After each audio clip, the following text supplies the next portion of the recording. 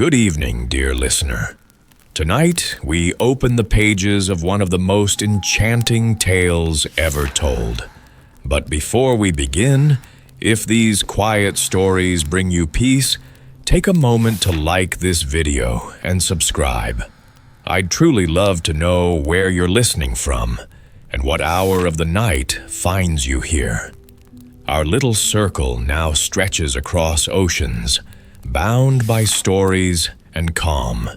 So dim the lights, let the air grow still, and let your mind wander gently with me into tonight's story. The Brave Tin Soldier. There were once 25 tin soldiers, who were all brothers, for they had been made out of the same old tin spoon.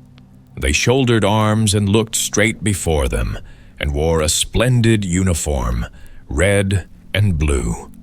The first thing in the world they ever heard were the words, "Tin Soldiers," uttered by a little boy, who clapped his hand with delight when the lid of the box in which they lay was taken off. They were given him for a birthday present, and he stood at the table to set them up. The soldiers were all exactly alike, excepting one, who had only one leg. He had been left to the last, and then there was not enough of the melted tin to finish him, so they made him to stand firmly on one leg, and this caused him to be very remarkable. The table on which the tin soldiers stood was covered with other playthings, but the most attractive to the eye was a pretty little paper castle. Through the small windows, the rooms could be seen. In front of the castle, a number of little trees surrounded a piece of looking-glass, which was intended to represent a transparent lake. Swans, made of wax, swam on the lake and were reflected in it. All this was very pretty, but the prettiest of all was a tiny little lady who stood at the open door of the castle.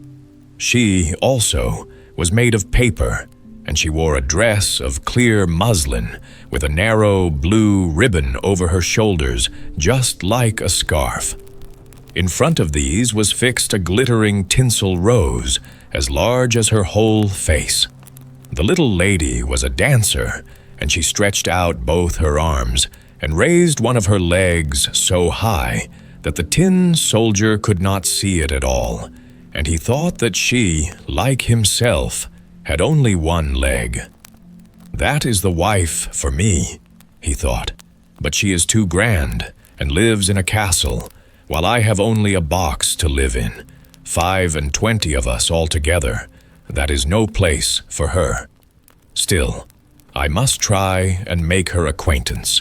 Then he laid himself at full length on the table behind a snuff box that stood upon it, so that he could peep at the little delicate lady, who continued to stand on one leg without losing her balance.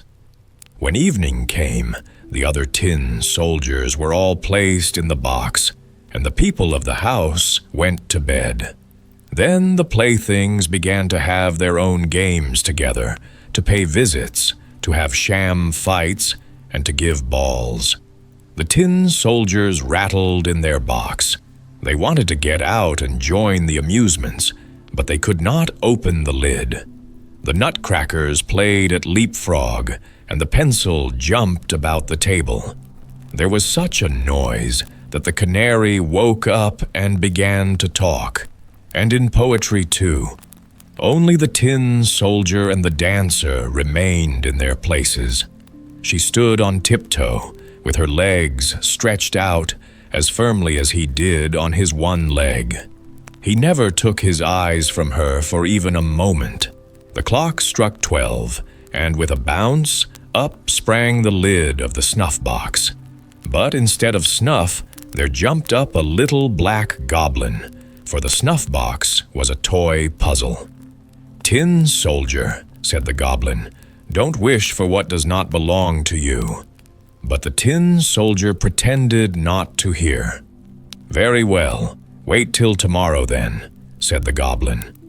When the children came in the next morning, They placed the tin soldier in the window. Now, whether it was the goblin who did it or the draft is not known, but the window flew open, and out fell the tin soldier, heels over head, from the third story into the street beneath. It was a terrible fall, for he came head downwards, his helmet and his bayonet stuck in between the flagstones, and his one leg up in the air. The servant maid and the little boy went downstairs directly to look for him, but he was nowhere to be seen, although once they nearly trod upon him. If he had called out, "Here I am," it would have been all right, but he was too proud to cry out for help while he wore a uniform. Presently it began to rain, and the drops fell faster and faster, till there was a heavy shower. When it was over, 2 boys happened to pass by, and one of them said, "Look, there is a tin soldier. He ought to have a boat to sail in." So they made a boat out of a newspaper and placed the tin soldier in it, and sent him sailing down the gutter, while the 2 boys ran by the side of it and clapped their hands.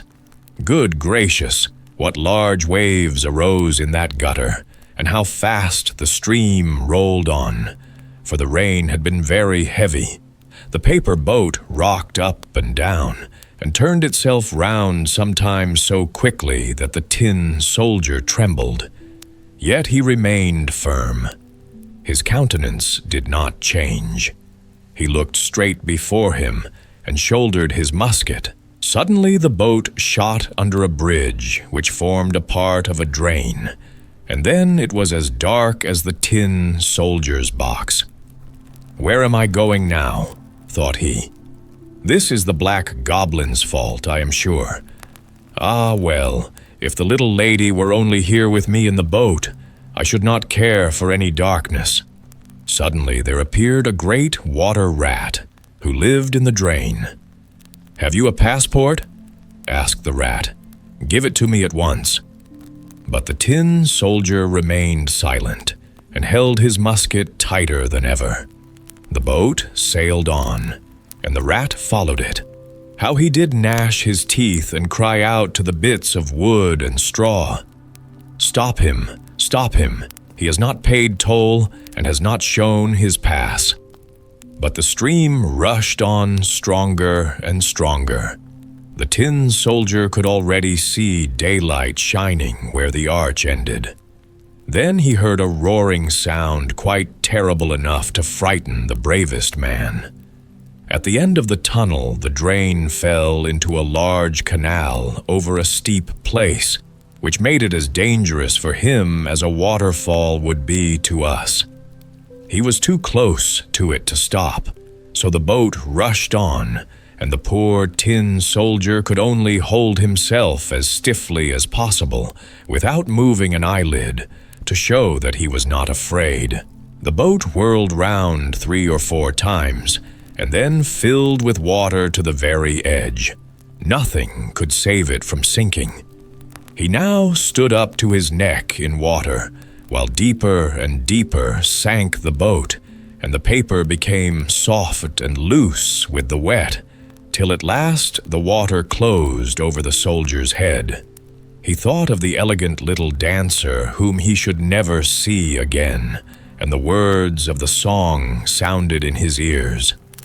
"Farewell, warrior, ever brave, drifting onward to thy grave." Then the paper boat fell to pieces, and the soldier sank into the water, and immediately afterwards was swallowed up by a great fish. Oh, how dark it was inside the fish, a great deal darker than in the tunnel, and narrower too. But the tin soldier continued firm, and lay at full length, shouldering his musket. The fish swam to and fro, making the most wonderful movements, but at last he became quite still. After a while, a flash of lightning seemed to pass through him, and then the daylight approached, and a voice cried out, "I declare, here is the tin soldier." The fish had been caught, taken to the market and sold to the cook, who took him into the kitchen and cut him open with a large knife. She picked up the soldier and held him by the waist between her finger and thumb and carried him into the room. They were all anxious to see this wonderful soldier who had traveled about inside a fish, but he was not at all proud. They placed him on the table, and how many curious things do happen in the world. There he was, in the very same room from the window of which he had fallen. There were the same children, the same playthings, standing on the table, and the pretty castle with the elegant little dancer at the door. She still balanced herself on one leg and held up the other, so she was as firm as himself. It touched the tin soldier so much to see her that he almost wept tin tears, but he kept them back. He only looked at her, and they both remained silent. Presently, one of the little boys took up the tin soldier and threw him into the stove. He had no reason for doing so. Therefore, it must have been the fault of the black goblin who lived in the snuff box. The flames lighted up the tin soldier. As he stood, the heat was very terrible, but whether it proceeded from the real fire or from the fire of love, he could not tell. Then he could see that the bright colors were faded from his uniform, but whether they had been washed off during his journey or from the effects of his sorrow, no one could say. He looked at the little lady, and she looked at him. He felt himself melting away, but he still remained firm with his gun on his shoulder. Suddenly, the door of the room flew open, and the draught of air caught up the little dancer. She fluttered like a sylph right into the stove by the side of the tin soldier, and was instantly in flames and was gone. The tin soldier melted down into a lump, and the next morning, when the maid-servant took the ashes out of the stove, she found him in the shape of a little tin heart. But of the little dancer, nothing remained but the tinsel rose, which was burnt black as a cinder. The Sweathearts, Top and Ball. In a quiet nursery where dust motes danced in the sunlight, an old wooden box sat in the corner of the room. Inside that box lived many toys, some forgotten, some still bearing the fingerprints of play. Among them lay a whipping top, polished yet a little worn, and a small leather ball, bright and smooth, dressed in fine Morocco leather that shimmered faintly when light touched it. The top, who was talkative and always humming softly to himself, turned toward the ball one afternoon and said politely, "My dear, since we dwell so close, side by side in this box, why don't we get married? It seems only fitting that two so distinguished toys should belong to each other." The ball, however, thought very highly of herself. She had come from a fine family. Her father and mother, she would later say, were Morocco slippers that once belonged to a lady of fashion. So she merely rolled an inch away and refused even to answer the poor top. The next morning, the little boy who owned them opened the box. He painted the top anew. Rings of red and yellow brightened its round body, and drove a tiny brass-headed nail right through the center, so that when the top spun, light flashed from it like gold. The top was delighted. He had never felt so handsome or so important. "Now look at me," he said to the ball, proudly spinning in place. "Surely you can see I am no ordinary top. Let us be engaged. You spring, I dance. What a perfect pair we would make. Happiness itself would envy us." The ball sighed, pretending not to care. "Indeed, you seem quite confident," she said at last. "But perhaps you don't realize my pedigree. My body holds a Spanish cork, and I descend from elegant slippers. I belong in parlors, not playboxes. Ah, but I am mahogany, the top replied earnestly. I was shaped by the Major himself, on his own turning lathe. There's craft and care in every curve of me. Can that be true? Asked the ball, half impressed, half amused. May I never be whipped again if it isn't, cried the top. The ball smiled faintly. You speak quite well, Sir Top, she said, but I must refuse. You see, I am nearly engaged to a swallow. Each time I soar through the air, he stretches out his neck from the nest and calls, "Will you?" And though I have never answered aloud, I always whisper, "Yes," to myself. It is, I think, a half-promise already.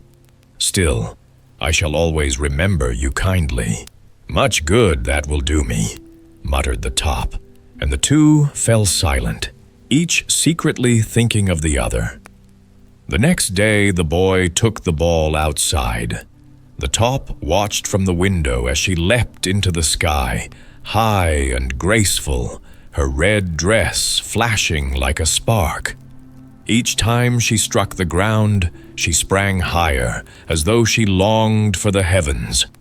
Or perhaps it was the Spanish cork working its magic. The 9th time she rose. However, she did not come down. She vanished beyond sight. The boy searched every bush and corner of the garden, but she was gone. The top sighed. I know where she is, he said softly to himself. She has gone to live in the swallow's nest. She has married him. From that day, the top could think of nothing else. As he spun and hummed, his mind whirled faster still, not with motion, but with longing. The more he missed her, the more beautiful she seemed in memory. The thought that she had chosen another made his heart ache all the more. Years passed. The top aged, his paint chipped, his shine dulled, but time could not spin away his memory of the ball. Then one morning, a miracle. The boy, now older, found him again and decided to gild him all over with gold leaf. When finished, the top gleamed from head to toe, shining like the sun. He danced and sang with pride. Look at me now. Who could resist me? But pride goes before a fall. One day he leapt too high, struck the edge of the table, and vanished behind a cupboard. The boy and the maid searched everywhere, even in the cellar. But the golden top was nowhere to be found. Where had he gone? He had landed in the dustbin among cabbage stalks, ashes, and all the cast-off remnants of daily life. Dirty water dripped from the gutter above. What a place for a gentleman, the top groaned. My gilding will soon be ruined. Oh, what a miserable crowd I've fallen among. He turned and noticed something round beside a cabbage stalk, something that might once have been an apple. Yet, as his eyes adjusted, he saw it was no apple at all, but a faded, shriveled ball, its fine leather cracked, its color long gone. Ah, said the top softly. Surely I've seen that face before. The old ball stirred. Thank goodness, a companion at last, she croaked. I was made of Morocco leather once, sewn by a young lady, filled with a Spanish cork. You wouldn't believe it looking at me now. I was even engaged to a swallow once, but I fell from the roof into this gutter years ago. I've lain here for 5 long years, drenched by rain. It's been such a lonely time. The top said nothing. His golden surface caught what little light there was, and in that dim glow, he recognized her. The very same ball he had once loved. Just then, the servant came to empty the bin. Well, here's a gilt top, she said, picking him out and brushing away the dust. and so the top was returned to the house, polished, admired, and put back in a clean drawer. The little ball, however, was tossed out with the rubbish and was never seen again. The top never spoke of her, not even once. For love that has lain 5 years in a gutter, soaked and forgotten, is a love that turns to silence. When such things are found again, they are better left unspoken. The Darning Needle. Once upon a time, there lived a darning needle who thought herself the most exquisite of all instruments ever created. She was slender, gleaming, and sharp, and she knew it. "Handle me carefully," she would whisper to the fingers that reached for her, "for I am delicate beyond compare. Should I fall, you would never find me again. I am far too fine for this coarse world." The fingers, accustomed to pride in every form, pinched her around the waist. "You think very highly of yourself, little one," they said. "Of course," replied the needle, arching her glittering spine. "See, I travel with a train." And she drew behind her a long thread, so light it almost floated in the air. Though, as vanity often neglects practicality, the thread bore no knot at its end. She was soon pressed against the cook's slipper, where a tear in the leather waited to be mended. "Such crude work," she exclaimed. "Surely this cannot be my destiny, to pierce coarse hide, to labor among grease and grime. My fineness will not endure it." And indeed, at the first resistance, she snapped clean in two. "Did I not say so?" She sighed with tragic grace. "I am too refined for this sort of existence." The fingers examined the broken piece and murmured, "She is useless now." Yet they did not discard her. The cook, in a moment of practicality, dropped a spot of sealing wax upon her blunt end and pinned her handkerchief in place with it. "There," said the Darning Needle proudly. "At last I have risen to the position I deserve. A breastpin. I knew my worth would one day be recognized. Merit always ascends." She smiled, though, of course, no one ever sees a Darning Needle smile, and sat as still and dignified as a queen in her carriage. Beside her glimmered a common pin. The Darning Needle regarded it with polite condescension. "Pray, are you made of gold?" she asked. "You have a pleasant shimmer, though your head is rather small. Still, take care to grow, dear.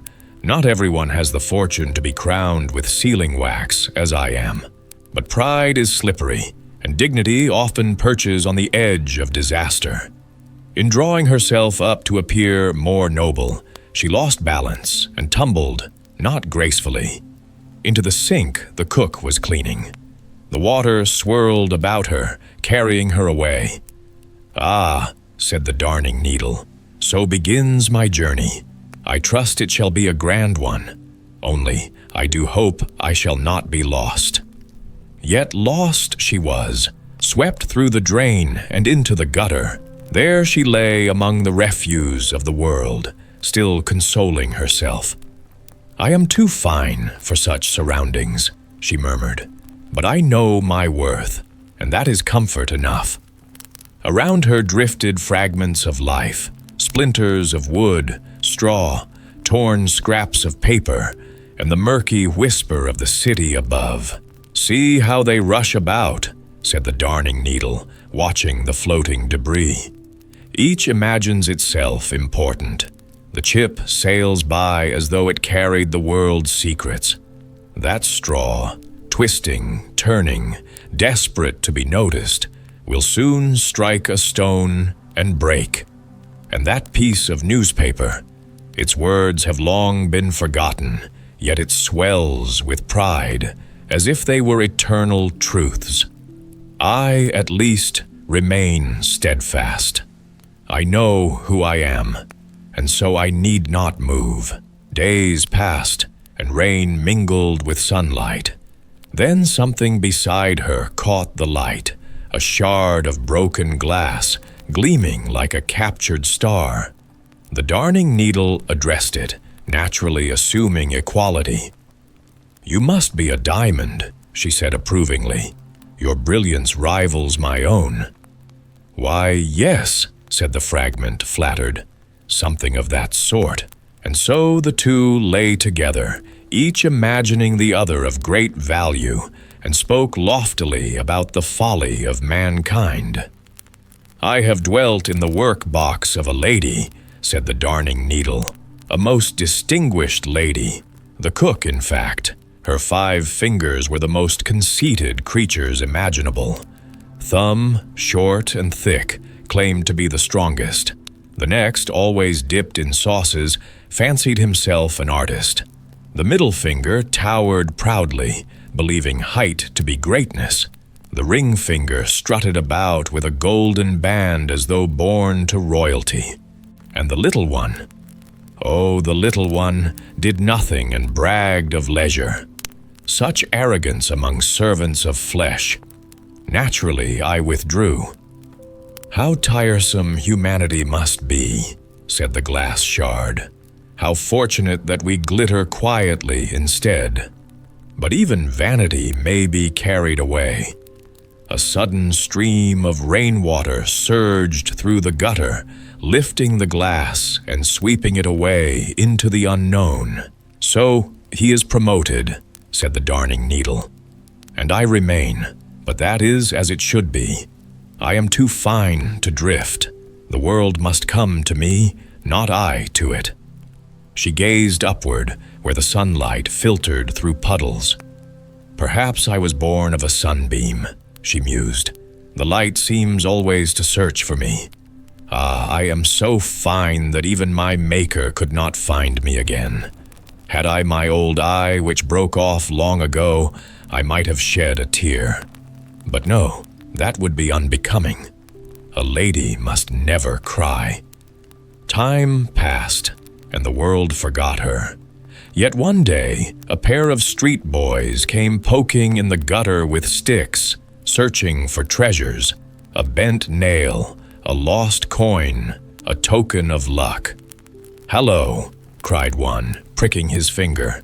"Here's a thing for you." "I am not a thing, I am a lady," said the darning needle, though no one heard. Her sealing wax had long since worn away, and she was tarnished black. Yet she thought this gave her a more elegant slenderness. "Black is slimming," she said proudly. "It suits my refinement." "Here's an eggshell," shouted the boys. They stuck the needle through it and sent it sailing upon the gutter's current. "Now that looks like a fine ship. White walls, and I am dark.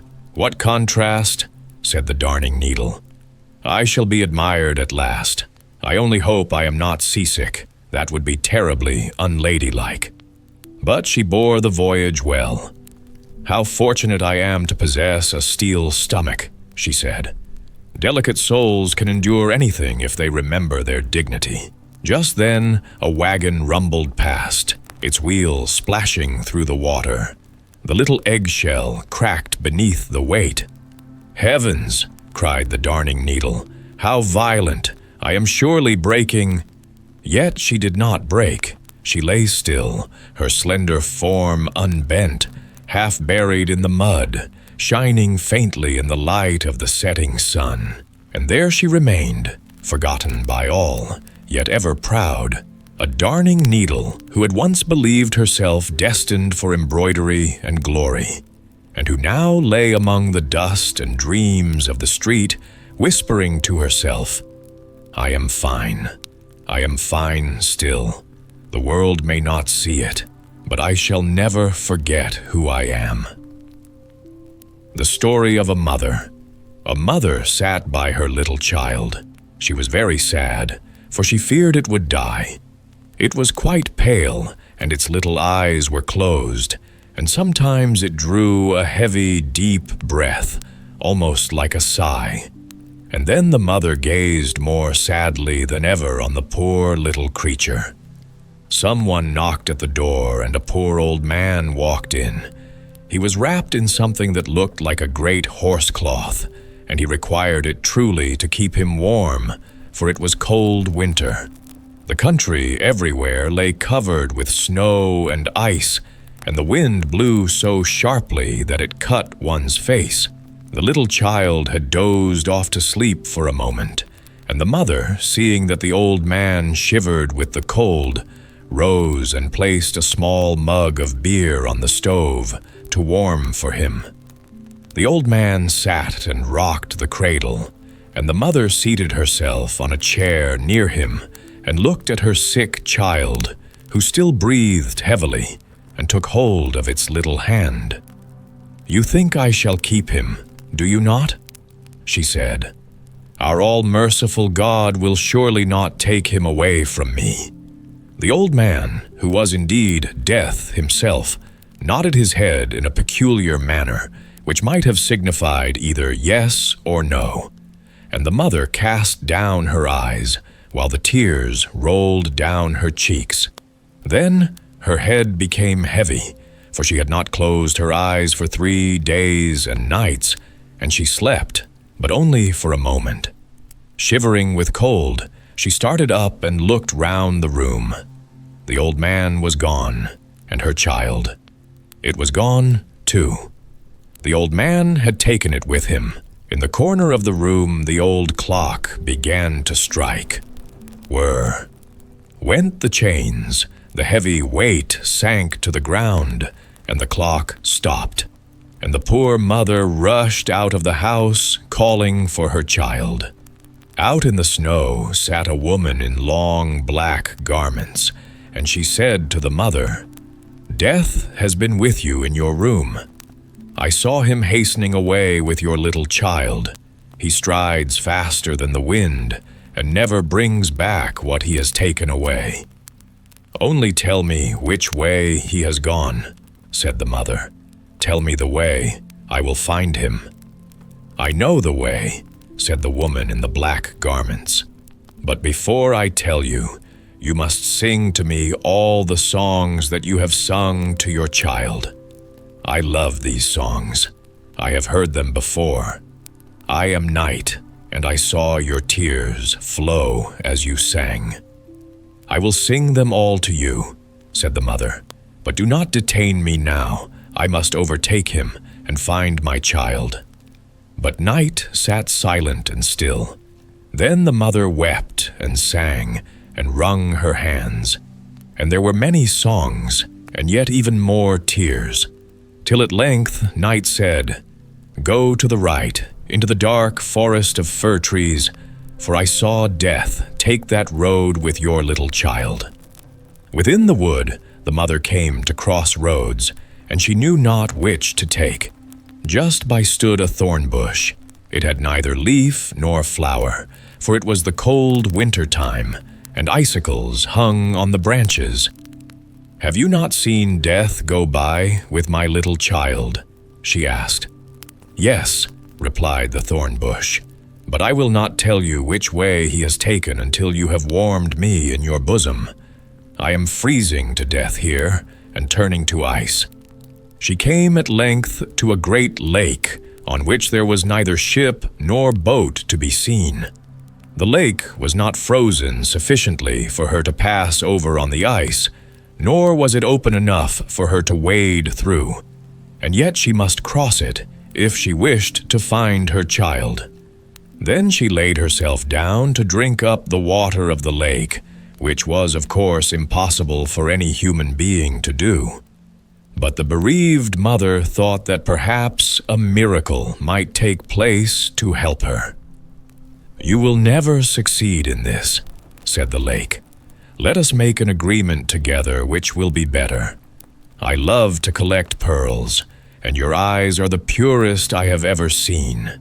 If you will weep those eyes away in tears into my waters, then I will take you to the large hothouse where Death dwells and rears flowers and trees, every one of which is a human life." "Oh," "What would I not give to reach my child?" said the weeping mother.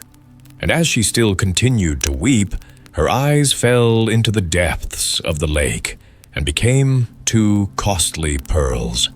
Then the lake lifted her up and wafted her across to the opposite shore as if she were on a swing, where stood a wonderful building many miles in length. No one could tell whether it was a mountain covered with forests and full of caves, or whether it had been built. But the poor mother could not see, for she had wept her eyes into the lake. "Where shall I find Death, who went away with my little child?" she asked. "He has not arrived here yet," said an old gray-haired woman who was walking about and watering Death's hothouse. "How have you found your way here, and who helped you?" "God has helped me," she replied. "He is merciful. Will you not be merciful too? Where shall I find my little child?" "I did not know the child," said the old woman, "and you are blind. Many flowers and trees have faded tonight, and Death will soon come to transplant them. You know already that every human being has a life tree or a life flower, just as may be ordained for him. They look like other plants, but they have hearts that beat. Children's hearts also beat. From that you may perhaps be able to recognize your child. But what will you give me if I tell you what more you will have to do?" "I have nothing to give," said the afflicted mother, "but I would go to the ends of the earth for you." "I can give you nothing to do for me there," said the old woman, "but you can give me your long black hair. You know yourself that it is beautiful, and it pleases me. You can take my white hair in exchange, which will be something in return." "Do you ask nothing more than that?" said she. "I will give it to you with pleasure." And she gave up her beautiful hair and received in return the white locks of the old woman. Then they went into Death's vast hothouse, where flowers and trees grew together in wonderful profusion. Blooming hyacinths, under glass bells, and peonies like strong trees. There grew water plants, some quite fresh, and others looking sickly, which had water snakes twining round them, and black crabs clinging to their stems.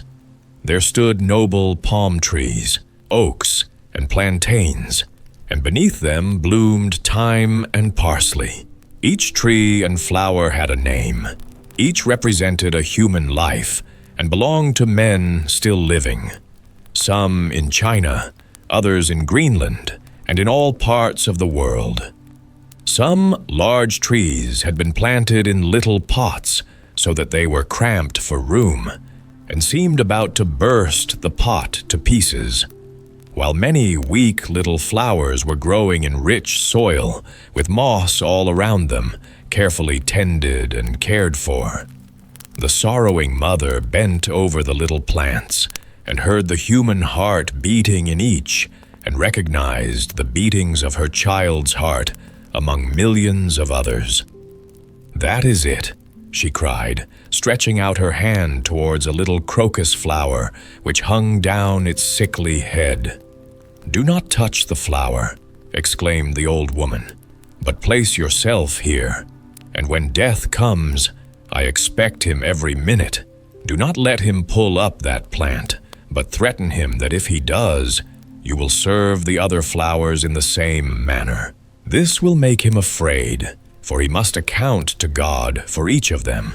None can be uprooted unless he receives permission to do so." There rushed through the hothouse a chill of icy coldness, and the blind mother felt that Death had arrived. "How did you find your way hither?" asked he. "How could you come here faster than I have?" "I am a mother," she answered.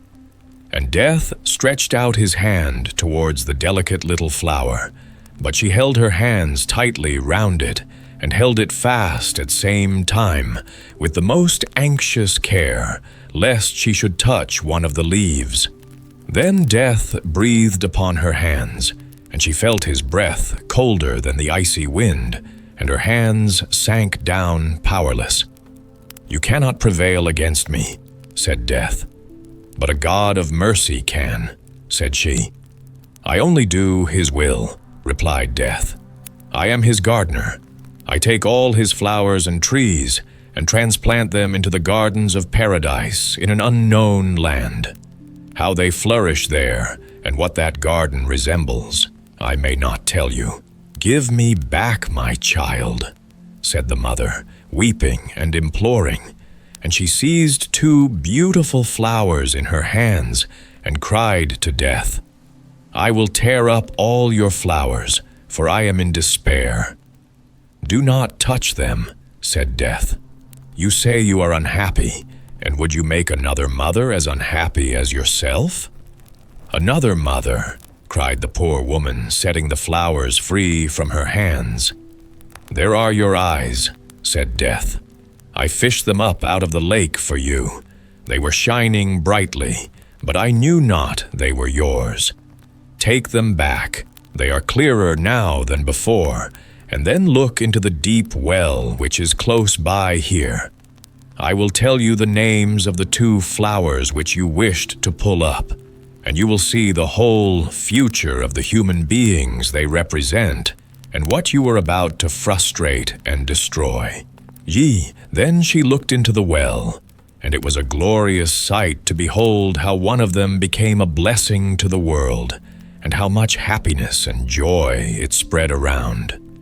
But she saw that the life of the other was full of care and poverty, misery and woe. "Both are the will of God," said Death. "Which is the unhappy flower, and which is the blessed one?" She said. "That I may not tell you," said Death, "but thus far you may learn that one of the 2 flowers represents your own child. It was the fate of your child that you saw, the future of your own child." Then the mother screamed aloud with terror. "Which of them belongs to my child? Tell me that. Deliver the unhappy child. Release it from so much misery. Rather take it away. Take it to the kingdom of God. Forget my tears and my entreaties. Forget all that I have said or done." "I do not understand you," said Death. "Will you have your child back, or shall I carry him away to a place that you do not know?" Then the mother wrung her hands, fell on her knees, and prayed to God. "Grant not my prayers when they are contrary to thy will, which at all times must be the best. Oh, hear them not." And her head sank on her bosom. Then Death carried away her child to the unknown land. 2 maidens. Have you ever seen what road pavers call a maiden? I don't mean a young woman with ribbons in her hair, but that humble wooden creature that helps make the very streets we walk upon smooth and firm. She is made wholly of wood, broad and heavy at the base, bound with iron hoops to keep her strong, and at her upper slender end runs a wooden handle like a pair of outstretched arms. Through those arms the workmen guide her, and down she falls again and again, stamping the stones into the earth with patient rhythm. Such is the life of a maiden. In the tool shed behind the yard, 2 of these maidens once stood side by side among a company of shovels, measuring tapes, rakes, and wheelbarrows. The air smelled of tar and dust, and sunlight streamed faintly through the high windows, glimmering upon the polished handles and rusty spades. The 2 maidens had stood there for many a season, scarred by honest labor, proud of the work that had given them purpose. Yet lately a rumor had begun to stir. A dreadful rumor whispered first by the shovels and repeated by the wheelbarrow himself, that they were no longer to be called maidens at all. Some new rule, it was said, had been made among the pavers. From now on, their proper title was to be stamps, or more formally, hand-rammers. It was the latest and supposedly most correct expression in the refined vocabulary of the trade. Now, among us humans, there are certain people, ladies chiefly, who call themselves emancipated.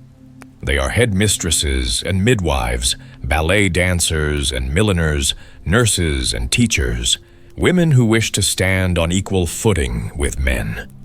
And in this same spirit of pride and self-respect, the two maidens of the yard considered themselves akin to these emancipated women. They would never, under any circumstance, surrender their good old name and be labeled with a title that turned them from persons into mere objects. "Maiden is a human name," said the elder with a firm knock against the floorboards. "But a stamp or a hand-rammer, that is a thing, a nameless tool, like a nail or a stone. I will not be a thing. That would be an insult to my dignity." "My betrothed would end our engagement at once," cried the younger. She was engaged, as everyone knew, to a magnificent ramming block, a towering machine of iron and oak who drove great stakes deep into the earth. His work was grander, heavier, but akin to hers, and she admired him with all the strength of her wooden heart. "He fell in love with me as a maiden," she said. "He will never love a stamp, and so I shall not let them change me. As for me," added the elder with resolute pride, "I would sooner have both my handles splintered and my iron bands broken than bear such a name." But the wheelbarrow, who prided himself on being quite the gentleman of the yard, rolled forward with a creak. "You two are behind the times," he said pompously. "It is very common to be called maidens. Too simple, too ordinary. Stamp sounds refined, official even. It belongs to the same family as seal. You see, think of the royal signet, the seal of the state. That is a distinguished relation to have. Were I you, I would abandon the old name with gratitude." "Never," said the elder, shaking her head till her handle rattled. "I am too old to begin life anew under another name." "You do not understand what is called the European necessity," sighed the measuring tape, who fancied himself a philosopher. "We must all adapt to progress, my good friends. We must limit ourselves and conform to the age. If the law says a maiden shall henceforth be called a stamp, then a stamp she must be. There is a measure for everything, even for names." "Well," said the younger with a sigh that made her joints creak, "if I must be something else, then I'd rather be called Miss. That at least sounds cousin to maiden. I'd rather be chopped up for firewood and cast into the furnace," declared the old one fiercely. Soon the time for talk was over, for work awaited them. The maidens were loaded with ceremony into the wheelbarrow, which clattered down the yard to the street. The sun shone hot on the paving stones as they were set to their task. Yet when the foreman called them stamps, both shuddered. "Maid!" they cried each time they struck the ground, the sound echoing like a heartbeat beneath the stones. "Maid!" But they never finished the word. They stopped themselves, remembering the decree. Still, in the secret language of their hearts, they spoke to each other as maidens, cherishing the memory of the good old days when names meant what they were meant to mean, and when a maiden was proud to be a maiden. In the end, their stubbornness cost them dearly. The mighty ramming block, that grand machine of which the younger had once dreamed, broke off their engagement entirely. "I cannot ally myself," he declared coldly, "with a stamp or a hand-rammer." And thus she was left alone, a maiden in spirit, Though condemned by the world to bear a new name she despised, yet both remained steadfast to the last, standing side by side in the shed long after the others had worn out or rusted away. For though their labels changed, their hearts of wood were true, and in that steadfastness lay all their dignity. Golden Treasure. The drummer's wife went to church and saw the new altar with painted pictures and carved angels. The angels were very beautiful, both those painted on cloth, in all their colors and glory, and those carved in wood, painted and gilded. Their hair shone like gold and sunshine, and was beautiful to look at. But God's sunshine was still more beautiful. It glowed bright and red between the dark trees as the sun was setting. And as the woman gazed on the descending sun, her innermost thoughts were about the little child the stork was bringing her. She was radiantly happy as she gazed, and she wished most fervently that her child might be as bright as a sunbeam, or at least look like one of the shining angels on the altarpiece. And when she actually lifted up her child in her arms to show her husband, it seemed to her that the infant really did resemble one of the angels in the church. At least it had golden hair, hair that had caught the reflection of that setting sun. "My golden treasure, my wealth, my sunshine," said the mother as she kissed the bright locks. And this sounded like music and song in the drummer's home. There was joy and lots of life and celebrating.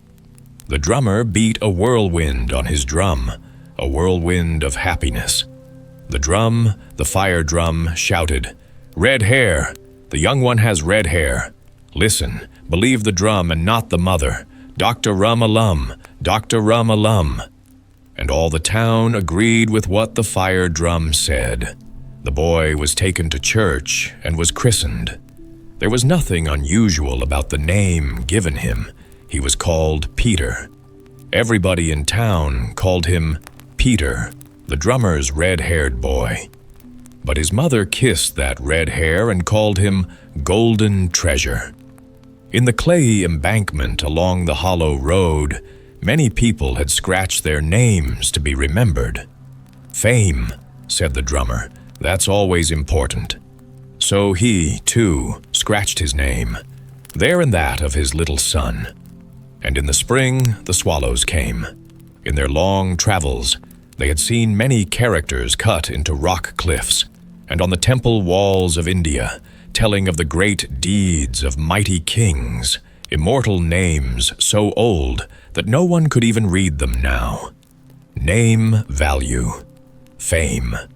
The swallows built their nests in the hollow road, in holes in the embankment. Rain crumbled it and washed away all the names, the drummer's and his little sons with them. However, Peter's name stayed there for a year and a half, said the father. Fool, thought the fire drum, but it only said, Dr. Rum, Dr. Rum, Dr. Rum, Dr. Rum Alum. The drummer's son with the red hair was a lively and high-spirited boy. He had a lovely voice. He could sing, and sing he did, as does the bird in the forest, all melody and no tune. He ought to be a choir boy, said his mother, and sing in the church, standing under the pretty gilded angels whom he looks like. Fire cat, said the town wits. The drum heard it from the neighbors. Don't go home, Peter, cried the street boys. If they make you sleep in the attic, your hair will set the thatch on fire, and that will start the fire drum. Look out for the drumsticks, retorted Peter.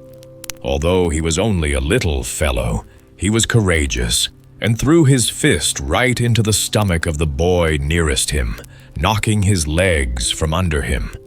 And the others took to their legs, their own legs. The state musician was proud and haughty. He was the son of a royal servant. He liked Peter and took him home with him for hours at a time, gave him a violin and taught him to play. It seemed to show in the boy's fingers that he would become more than a drummer, that he would become a state musician. "I want to be a soldier," said Peter, for he was still a very small fellow, and thought it would be the finest thing in the world to shoulder a gun and to march. 1, 2, 1, 2, and to wear a uniform and carry a saber. "You'll learn to obey the drum. Dr. Rum-a-Lum, come, come," said the drum. "Yes, you may march ahead to become a general," said the father, "but only if there is a war." "God save us from that," said the mother. "We have nothing to lose," said the drummer. "Yes, we have my boy," said she. "But when he could come home a general," said the father. "Without any arms or legs," said the mother. "No, thank you. I'd rather keep my golden treasure whole. Dr. Rum, Dr. Rum, Dr. Rum." Beat the fire drum, and all the drums joined in. War really did come. The soldiers marched out, and the drummer's boy marched with them. Red top, golden treasure. The mother wept. The father imagined him coming home famous. The state musician thought he would have been better off staying home and studying music. "Red top," the soldiers said, and Peter laughed.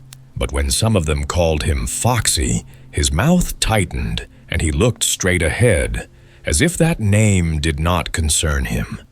The boy was smart, carefree, and good-humored, and that made him a favorite with his older comrades.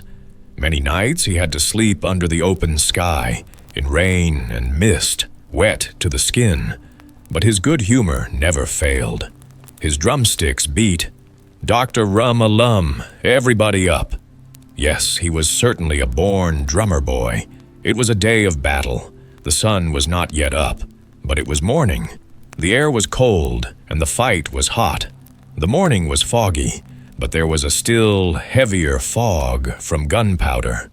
Bullets and grenades flew overhead and into heads, bodies, and limbs. Still the command was, "Forward." One after another sank to his knees, with bleeding temple and pale white face. The little drummer boy's color was still healthy. He wasn't hurt at all.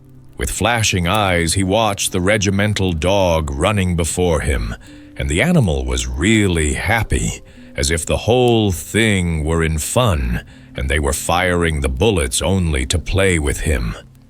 "March! Forward! March!" was the command given the drummers, but sometimes orders have to be changed, with good reason, and now the word was retreat. But the little drummer boy still sounded, "March forward," not understanding that the orders had been changed. The soldiers obeyed the drum, and it was lucky they did, for the mistake resulted in victory. Lives and limbs were lost in the battle. The grenade tears away the flesh in bleeding fragments. The grenade sets fire to the straw heap where the poor wounded has dragged himself, to lie forsaken for many hours, forsaken perhaps until dead. It doesn't help to think about it, and yet people do think about it even far away in the peaceful town at home. There the drummer and his wife thought of it, for, of course, Peter was in the war. It was the day of battle. The sun was not yet up, but it was morning.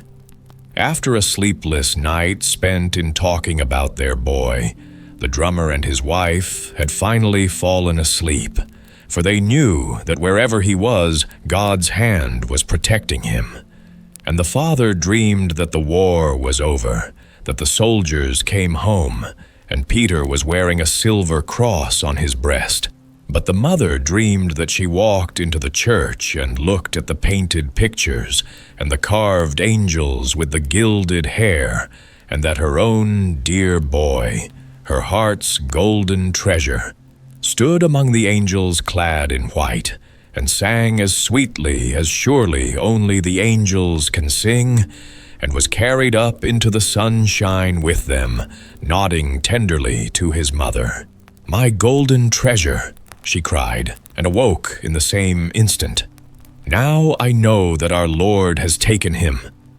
Then she folded her hands, leaned her head against the cotton bed curtain, and wept. Where has he found rest? In the wide common grave they dig for so many of the brave dead, or in the deep waters of the marsh. No one will know his grave. No holy words will be read over it. Silently the Lord's Prayer passed over her lips. Her head drooped in fatigue, and she fell asleep. Days passed by, in wakeful hours and in dreams. It was toward evening, and a rainbow arched over the battlefield. It touched the edge of the wood and the deep marsh. There is an old saying that where the rainbow touches the earth, a treasure lies buried, a golden treasure. And here was one. No one thought about the little drummer except his mother, and that's why she had dreamed of him. Not a hair of his head had been injured, not a single golden hair. Dr. Rum-a-Lum, Dr. Rum-a-Lum. There he is, there he is, would the drum have said, and his mother would have sung, had she seen or dreamed this. With song and hurrah, and wearing the green leaves of victory, the regiment marched home when the war was over, and peace had come. The regimental dog jumped and ran in wide circles, as though trying to make the journey 3 times longer. Days passed and weeks passed, and at last Peter entered his parents' room. He was as brown as a hermit, his eyes bright, and his face as radiant as the sunshine. His mother held him in her arms and kissed his lips, his eyes, his red hair. She had her boy home again. He had no silver decoration on his breast, as his father had dreamed. But then he was unharmed, which his mother had not dreamed. And there was great joy. They laughed and they wept. And Peter embraced the old fire drum. "The old thing is still standing here," he said, and his father beat a tattoo on it. "There's as much fuss as though there were a big fire in town," said the drum to itself. "Fire in the roof, fire in the hearts, golden treasure, Dr. Rum, Dr. Rum, Dr. Rum." And then? Yes, what then? Just ask the state musician. "Peter has outgrown the drum," he said. "He'll be a bigger man than I." And remember, he was the son of a royal servant. But what had taken him a lifetime to learn, Peter had learned in half a year. There was something cheerful about him. His eyes sparkled and his hair shone. That cannot be denied. "He ought to dye his hair," said their next-door neighbor. The policeman's daughter did, and look what it did for her. She was engaged at once. Yes, but a little later her hair turned as green as duckweed, and she has to dye it again and again. "Well, she can afford to," said the neighbor woman. "And so can Peter. Doesn't he go into the best houses, even the mayor's, to teach Miss Lotta the harpsichord?" Yes, play he could, play right out of his heart, the most charming pieces that had never been written down in notes. He played on moonlit nights and stormy ones as well.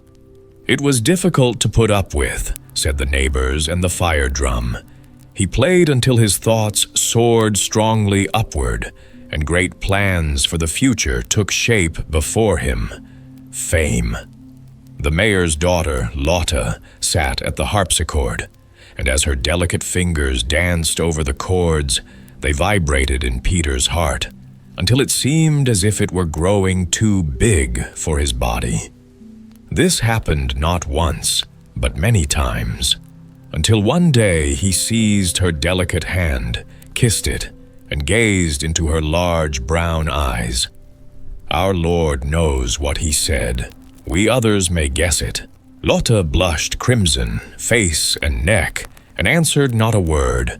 And just then they were interrupted by strangers, among them the counselor's son, with his high, smooth forehead. But Peter did not go, and Lotta's kindest glances were for him.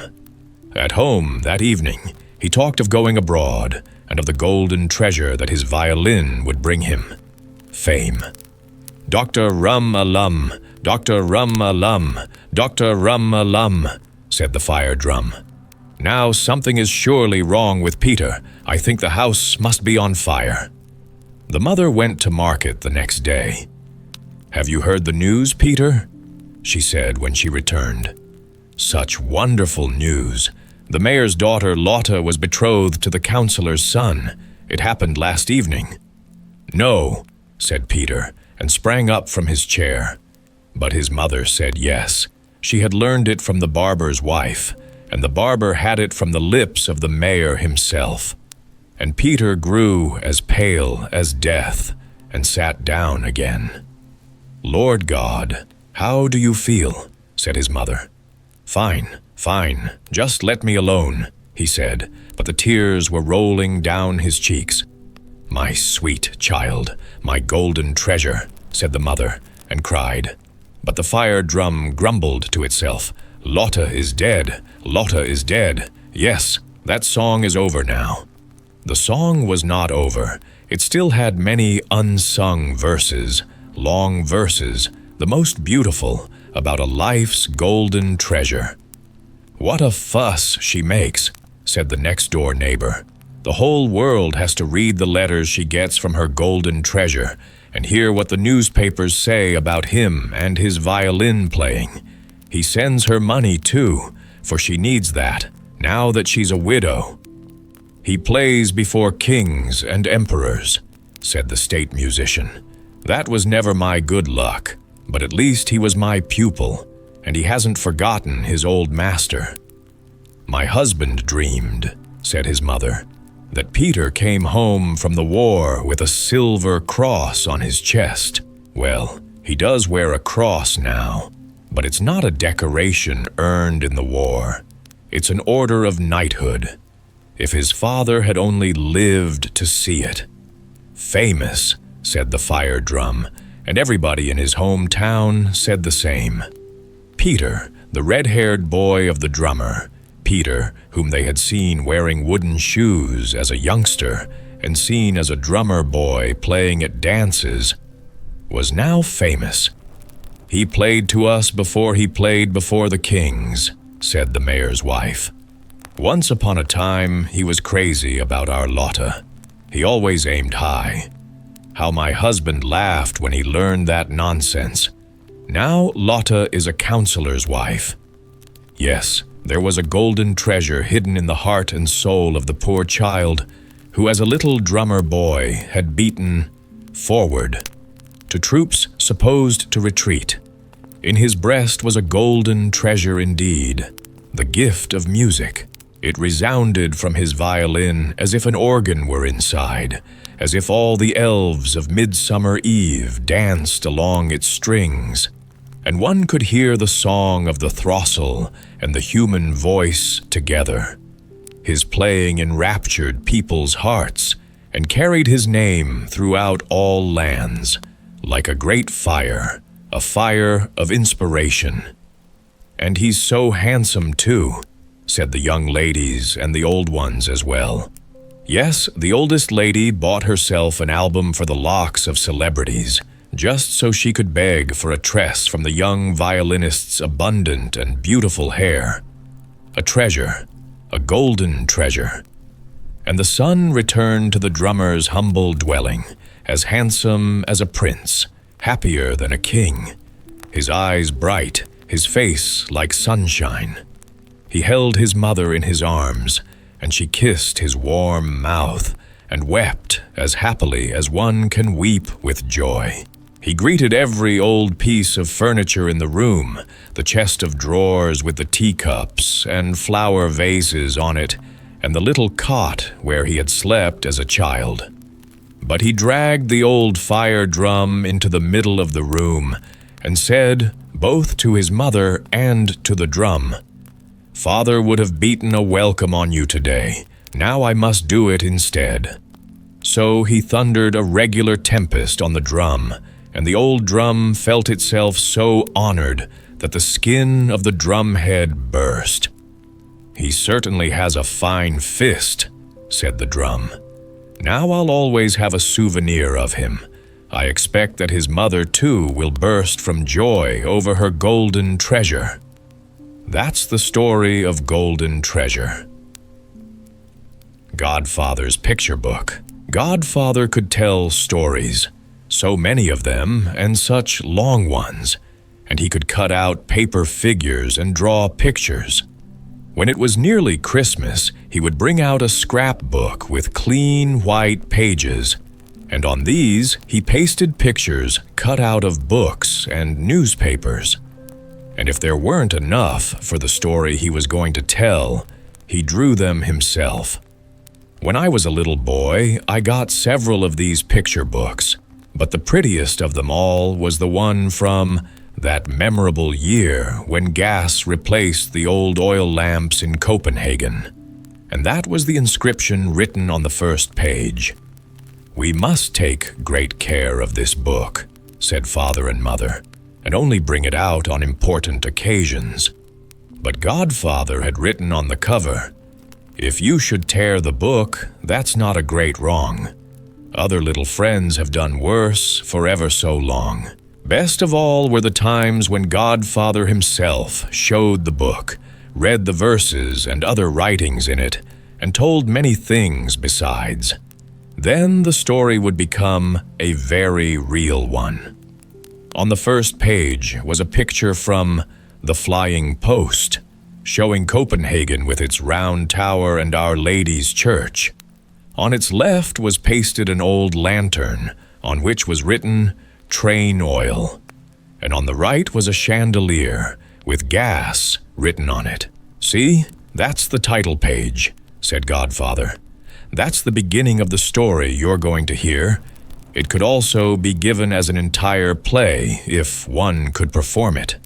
Train Oil and Gas, or The Life and Times of Copenhagen. That's a very good title. At the bottom of the page is still another little picture. It's quite hard to understand, so I'll explain it to you. That is a hell horse. He shouldn't have come until the end of the book, but he has run on ahead to say that neither the beginning, nor the middle, nor the end is any good. He could have done it much better, if he could have done it at all. The hell horse, you see, stands hitched all day in the newspaper and walks on the columns, they say. But in the evening he slips out, stations himself outside the poet's door, and neighs so that the man inside will instantly die. But he won't die if there's any real life in him. The hell horse is usually a poor creature who can't understand himself and can't earn a living, and he gets his air and food by going around and neighing. I am certain that he doesn't like Godfather's picture book, but in spite of that, it may be worth at least the paper it's written on. Now that's the first page of the book. That's the title page. It was the very last evening on which the oil lamps were to be lighted. The town had gas, and it was so bright that the old street lamps seemed quite lost in it. "I was in the street myself that evening," said Godfather. "The people were walking about, looking at the old and the new lighting. There were a great many people, and twice as many legs as heads. The watchmen stood around sadly, for they didn't know how soon they would be dismissed, like the oil lamps. They could remember so far back, but dared not think forward. They had so many memories of quiet evenings and dark nights. I leaned up against a lamp-post," continued Godfather, "and there was a great spluttering in the oil and the wick. I could hear what the lamp said, and you shall hear it too. We've done the best we could," said the lamp. "We were good enough for our time, and have lighted up joy and sorrow. We have lived through many wonderful things. You might say we have been the night eyes of Copenhagen. Now, let new lights take our place and take over our duties. But how many years they'll shine, and what they will light up, remain to be seen. Indeed, they shine a little stronger than we old fellows. But that's nothing. When you're molded like a gas chandelier and have the connections they have, the one pours into the other. They have pipes going in all directions and can get strength from both inside the town and outside it. But each one of us oil lamps shines because of what he has in himself and not because of any family connections. We and our ancestors have lighted Copenhagen from olden times, from immeasurably long ago. But since this is now the last evening that we'll stand and shine in the second row, so to speak, in the street here along with you, you shining comrades, we won't sulk or be envious. No, far from it. We'll be happy and good-natured. We are the old sentinels, being relieved by new guards in better uniforms than ours. We'll tell you what our family, way back to great-great-great-grandmother Lantern, has seen and experienced, the whole history of Copenhagen.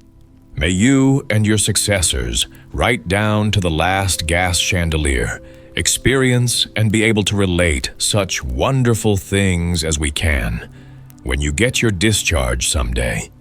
And you'll get it. You may be sure of that. People are certain to find a better light than gas. I've heard a student say that there's a possibility they may someday burn seawater. When the lamp said these words, the wick spluttered, as if it had water in it already. Godfather had listened closely, thought it over, and decided it was an excellent idea of the old lantern, on this evening of the change from oil to gas, to tell and display the whole history of Copenhagen. "You mustn't let a good idea slip," said Godfather. "I took it at once, went home, and made this picture book for you. It goes even farther back in time than the lamps could go. Here's the book, and here's the story. Copenhagen's Life and Times. It begins in darkness on a coal-black page. That's the Dark Ages. Now let's turn the page," said Godfather. "Do you see the picture? Only the wild sea and the swelling northeast wind, driving heavy ice floes before it. There's no one out sailing on them, only great stone blocks, which roll down onto the ice from the mountains of Norway. The north wind blows the ice away. He wants to show the German mountains what rocks are found up in the north. The ice floes are already down in the Sound, off the coast of Zealand, where Copenhagen now stands. But there was no Copenhagen there then. There were great sandbanks under the water, and the ice floes with the big boulders struck against one of these. Then the whole ice field stuck so fast that the northeast wind couldn't move it again, and so he became as furious as could be and pronounced a curse on the sandbank, the thieves' ground, as he called it. He swore that if ever it should rise above the surface of the sea, thieves and robbers would live there, and the gallows and wheel be raised on it. But while he cursed and swore this way, the sun came out, and those bright and gentle spirits, the children of light, swayed and swung in its beams. They danced over the ice floes until they melted, and the great boulders sank to the sandy bottom of the sea.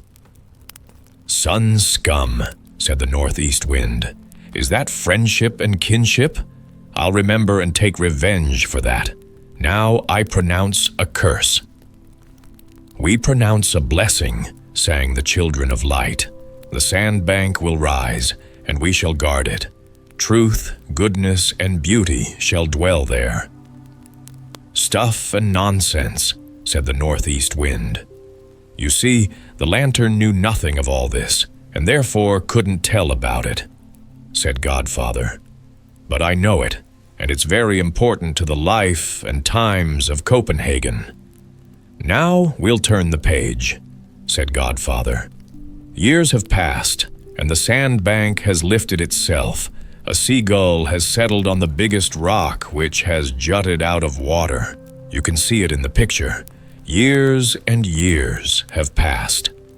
The sea cast up dead fish onto the shore. Tough lime grass sprang up, withered, rotted, and fertilized the soil. Many different kinds of grasses and plants followed until the bank became a green island. There the Vikings landed, for there was level ground for fighting and good anchorage beside the island off the coast of Zealand. I think the first oil lamp was lit to cook fish over, and there were plenty of fishes here. The herrings swam through the sound in great shoals. It was hard to force a boat through them. They glittered in the water as if there were lightning down there, and shone in the depths like the northern lights. The Sound had a wealth of fishes. Therefore, houses were built on the coast of Zealand, with walls of oak and roofs of bark. There were trees enough for that purpose. Ships anchored in the harbor, oil lamps hanging from swaying ropes, and the northeast wind blew and sang, "Oh, out!" Bow, if a lantern glimmered on the island, it was a thieves' lantern, for smugglers and thieves plied their trade on Thieves' Island. "I believe that all the evil I wished for is coming," said the northeast wind. "Soon the tree will come, from which I can shake the fruit." "And here is the tree," said Godfather. "Do you see the gallows on Thieves' Island? Robbers and murderers hang there in iron chains, exactly as they hung in those days. The wind blew until it rattled the long skeletons, but the moon shone down on them as serenely as it now shines on a country dance. The sun also shone down pleasantly, crumbling away the dangling skeletons, and from the sunbeams the children of light sang, "We know it, we know it. Here it shall be beautiful in the days to come. Here it shall be good and splendid." "Chicken prattle," said the northeast wind. "Now we'll turn the page," said Godfather.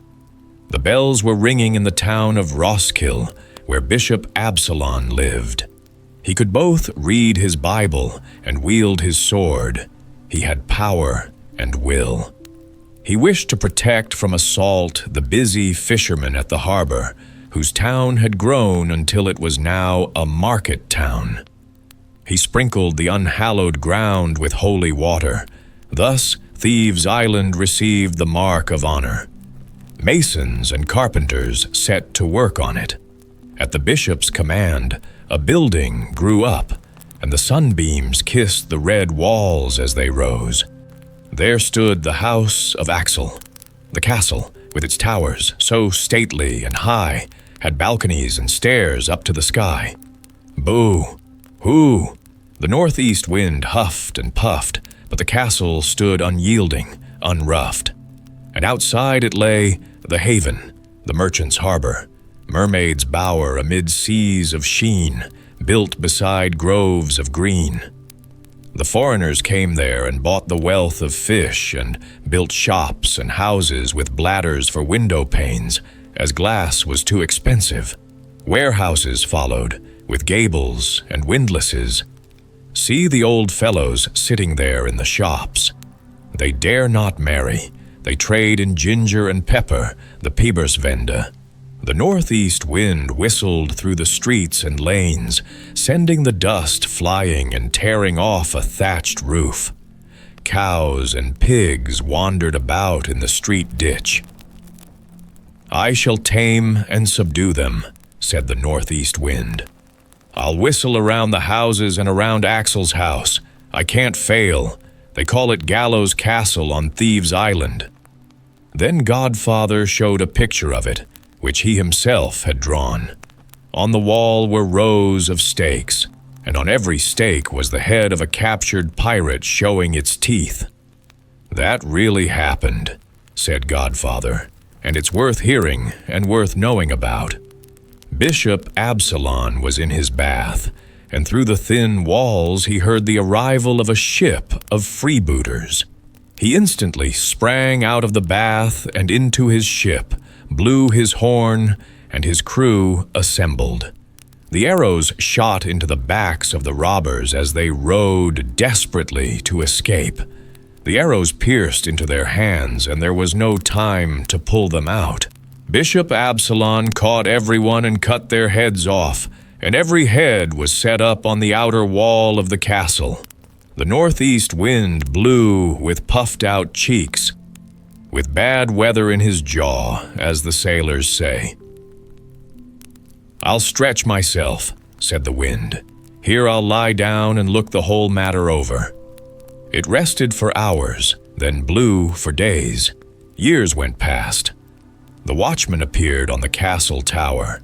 He looked to the east, the west, the north, and the south. "You can see it there in the picture," said Godfather, pointing it out. "You can see him there, but I'll tell you what he saw. There is open water from the wall of Styleborg right out to Kyoga Bay, and a broad channel over to the coast of Zealand. In front of Seretslev and Solberg meadows, with their large villages, the new town, with its gabled timber houses, is growing up more and more. There are entire streets for shoemakers and tailors, for grocers and beer sellers. There is a marketplace, and there is a guild hall. And near the shore, where there was once an island, stands the splendid church of St. Nicholas. It has an immensely high tower and spire. How it is reflected in the clear water. Near this is Our Lady's Church, where masses are sung, where incense gives out its fragrance and wax candles burn. The merchant's haven is now the bishop's town. The Bishop of Roskilde rules and reigns there. Bishop Erlandsen sits in Axel's house. There is good cooking in the kitchen. Ale and claret are served to the sound of fiddles and kettle drums. Burning candles and lamps make the castle shine as if it were a lantern for the whole country and kingdom. The northeast wind whistles around the tower and walls, but they stand firmly.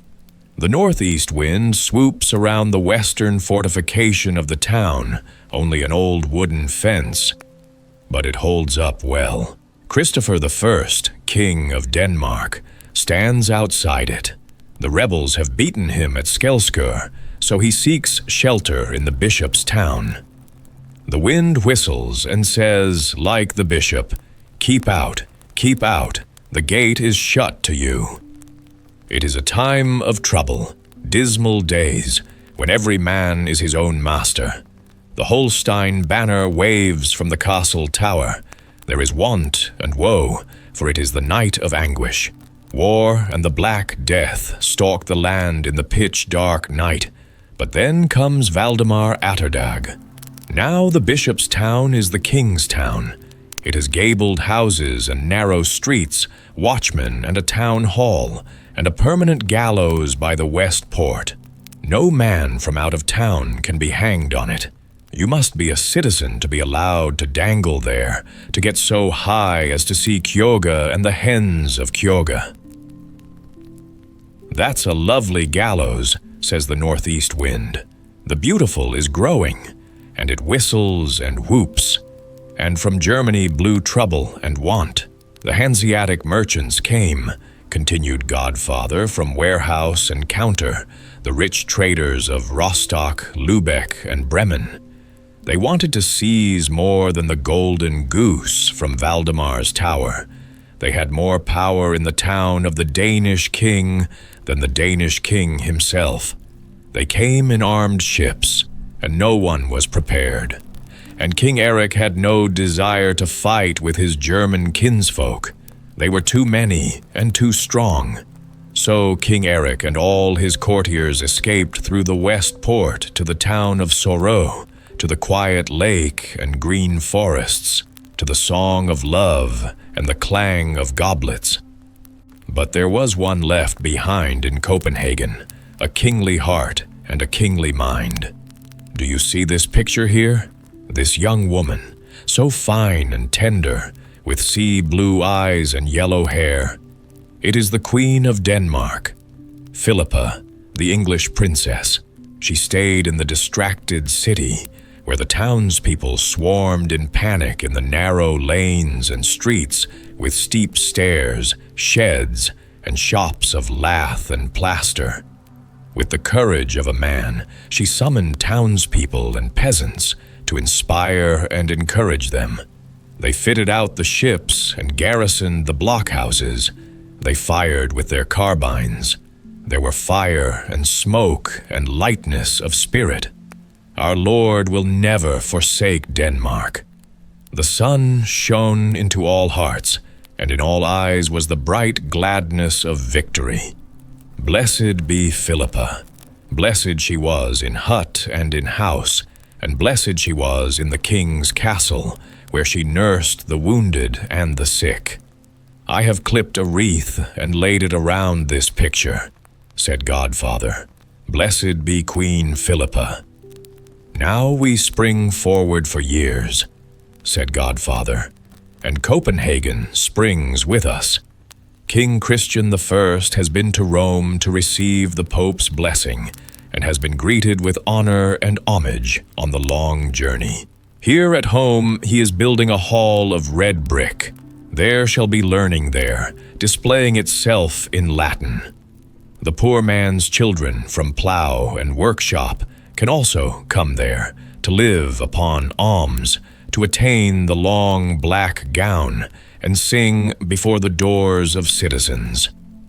Near the Hall of Learning, where everything is in Latin, is a little house where Danish rules, in language and in customs.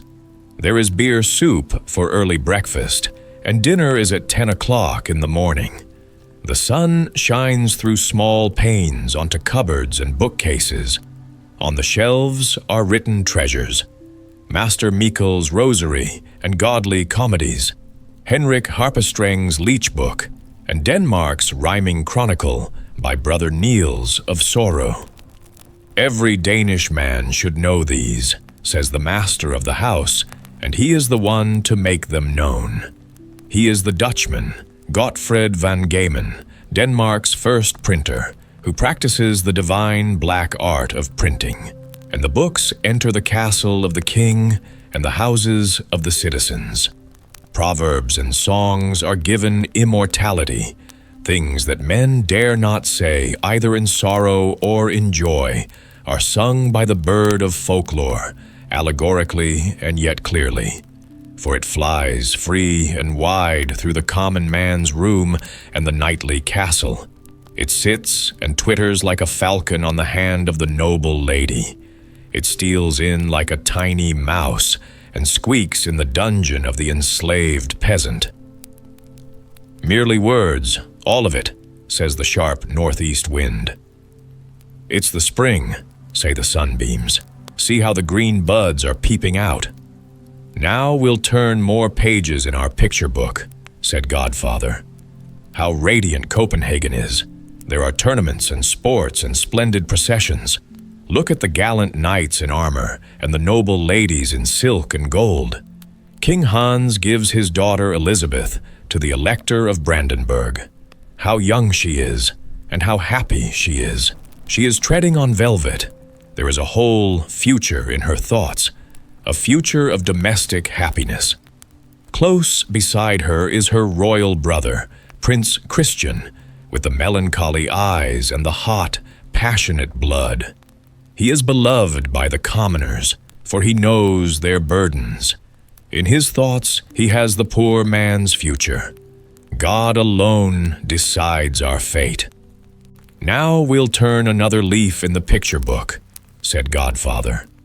The wind blows sharply and sings of the sharp sword and this difficult time of trouble. It is an icy cold day in mid-April. Why is the crowd gathering outside the castle and before the old custom house, where the king's ship lies with its sails and banners? People are crowded in the windows and on the roofs. There are sorrow and trouble, expectation and anxiety. They look toward the castle, now so still and empty. But where formerly there were torch dances in the gilded halls, They look at the balcony from which King Christian so often gazed out over the court bridge and down the narrow court bridge street to his dovelet, the little Dutch girl he brought from the town of Bergen. The shutters are bolted. As the crowd gaze toward the castle, the gate is opened and the drawbridge is let down. There comes King Christian with his faithful wife Elizabeth. She will not forsake her royal lord, now when he is so hard pressed. There is fire in his blood and fire in his thoughts. He has wished to break with the olden times, to strike off the peasant's yoke, to do good to the commoners, to clip the wings of the greedy hawks. But they have been too much for him. He leaves his country and his kingdom to win allies and friends for himself abroad. His wife and loyal men go with him. Every eye is moist in this hour of parting. Voices are blended in the song of time. Against him and for him, a three-part choir. Listen to the words of the nobles. They are written and printed. Woe to you, Christian the wicked! The blood that poured out in the marketplace of Stockholm cries aloud and curses you. And the monk's cry echoes the same refrain. Be you cast off by God and by us. You have called hither the Lutheran doctrine. You have given it church and pulpit, and bid the tongue of the devil speak out. Woe to you, Christian the wicked! But the peasants and commoners weep. Christian, beloved of the people, no longer may the peasant be sold like cattle or exchanged for a hunting hound. That law shall bear you witness. But the words of the poor man are only chaff before the wind. Now the ship sails past the castle, and the commoners line the ramparts, so that they may once more see the royal galley sail. The time is long, the time is hard. Trust neither in friends nor in kinsmen. Uncle Frederick in the castle of Kiel would like to be king of Denmark. King Frederick is before Copenhagen. See the picture here, the faithful Copenhagen. Coal-black clouds are around it, in picture after picture. Just look at each of them. It is all a resounding picture. It resounds still in song and story. Those heavy, hard, and bitter times during the long procession of years. How did it go with that wandering bird, King Christian? The birds have sung about it, and they fly far over distant lands and seas. Early in the spring, the stork came from the south, across the land of Germany. It had seen what I will tell you now. I saw the fugitive King Christian crossing a heather, grown moor. He met a wretched cart drawn by only one horse. A woman sat in it, his sister, the Countess of Brandenburg. Faithful to the Lutheran religion, she had been exiled by her husband. And so on that dark heath, the exiled children of a king met. The time is hard, the time is long. Trust neither friend nor kinsman. The swallow came from Sønderborg Castle with a sad song. King Christian is betrayed. He sits in the dungeon tower, deep as a well. His heavy steps wear tracks in the stone floor, and his fingers leave their marks in the hard marble. Oh, what sorrow ever found such vent as that in the furrows of the stone?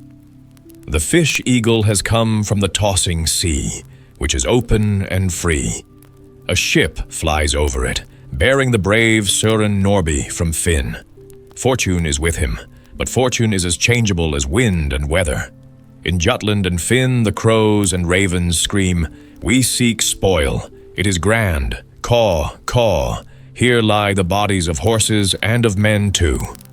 It is a time of trouble. It is during the Count of Oldenburg's war. The peasant raises his club and the townsman his knife, and loudly they shout, "We shall slay the wolves and leave no cub of them alive." Clouds of smoke roll up from the burning towns. King Christian is a prisoner in Sønderborg Castle. He cannot escape or see the bitter distress of Copenhagen. On the North Common stands Christian III, where his father stood before him. Despair is in the city, and plague and famine. A ragged, emaciated woman sits reclined against the church wall. She is a corpse. 2 living children lie on her lap and can suck only blood from the dead breast. Courage has collapsed. Resistance collapses. Oh, you faithful Copenhagen! Fanfares are blown. Hear the drums and trumpets. In rich garments of silk and velvet, with nodding plumes, the noble lords come on horses adorned with gold, riding to Old Market Square. Is there a customary festivity or tournament? Commoners and peasants in holiday attire flock in that direction. What is there to see? Is there a bonfire to burn popish images? Or is the hangman standing there as he stood at the death fire of Slaghook? The king, ruler of all the land, is a Lutheran, and this shall now be proclaimed with solemnity. Noble ladies and high-born maidens, with high collars and caps of pearls, sit behind the open windows and see all the splendor. Beneath a canopy near the king's throne, the counselors of state sit in antique dress on an outspread carpet. The king is silent, but his will, the will of the council of state, is proclaimed in the Danish tongue. Commoners and peasants are sternly rebuked for the opposition they have shown to the nobility. The commoner is humbled, and the peasant becomes a slave. Now condemning words are uttered against the bishops of the land. Their power is gone, and all the property of the church and cloisters is transferred to the king and the nobles. Pride and hatred are there, and pomp and misery too. The poor bird comes limping, drooping, comes stooping. The rich bird comes huffing, comes puffing. The time of change brings heavy clouds, but sunshine too.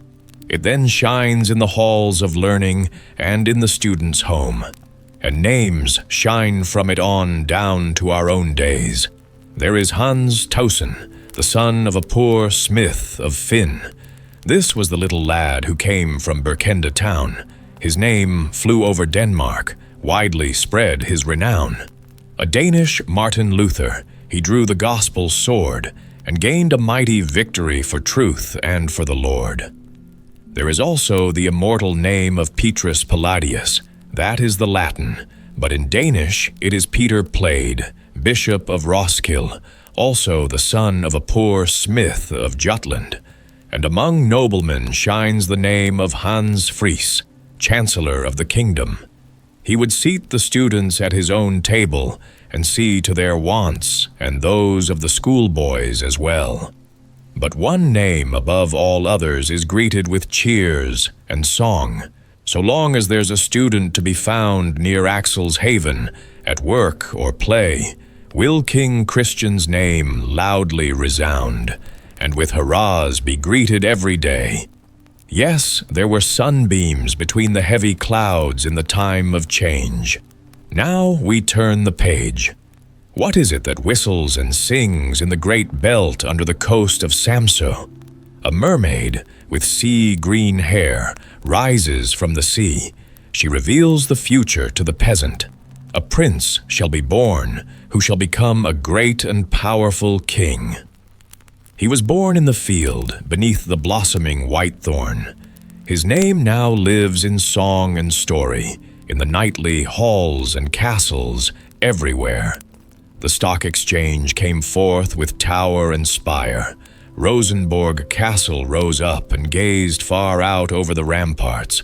The students got their own house, and close by, where it still points to heaven, stood the Round Tower, facing toward the island of Haveen, where Uranienborg once stood.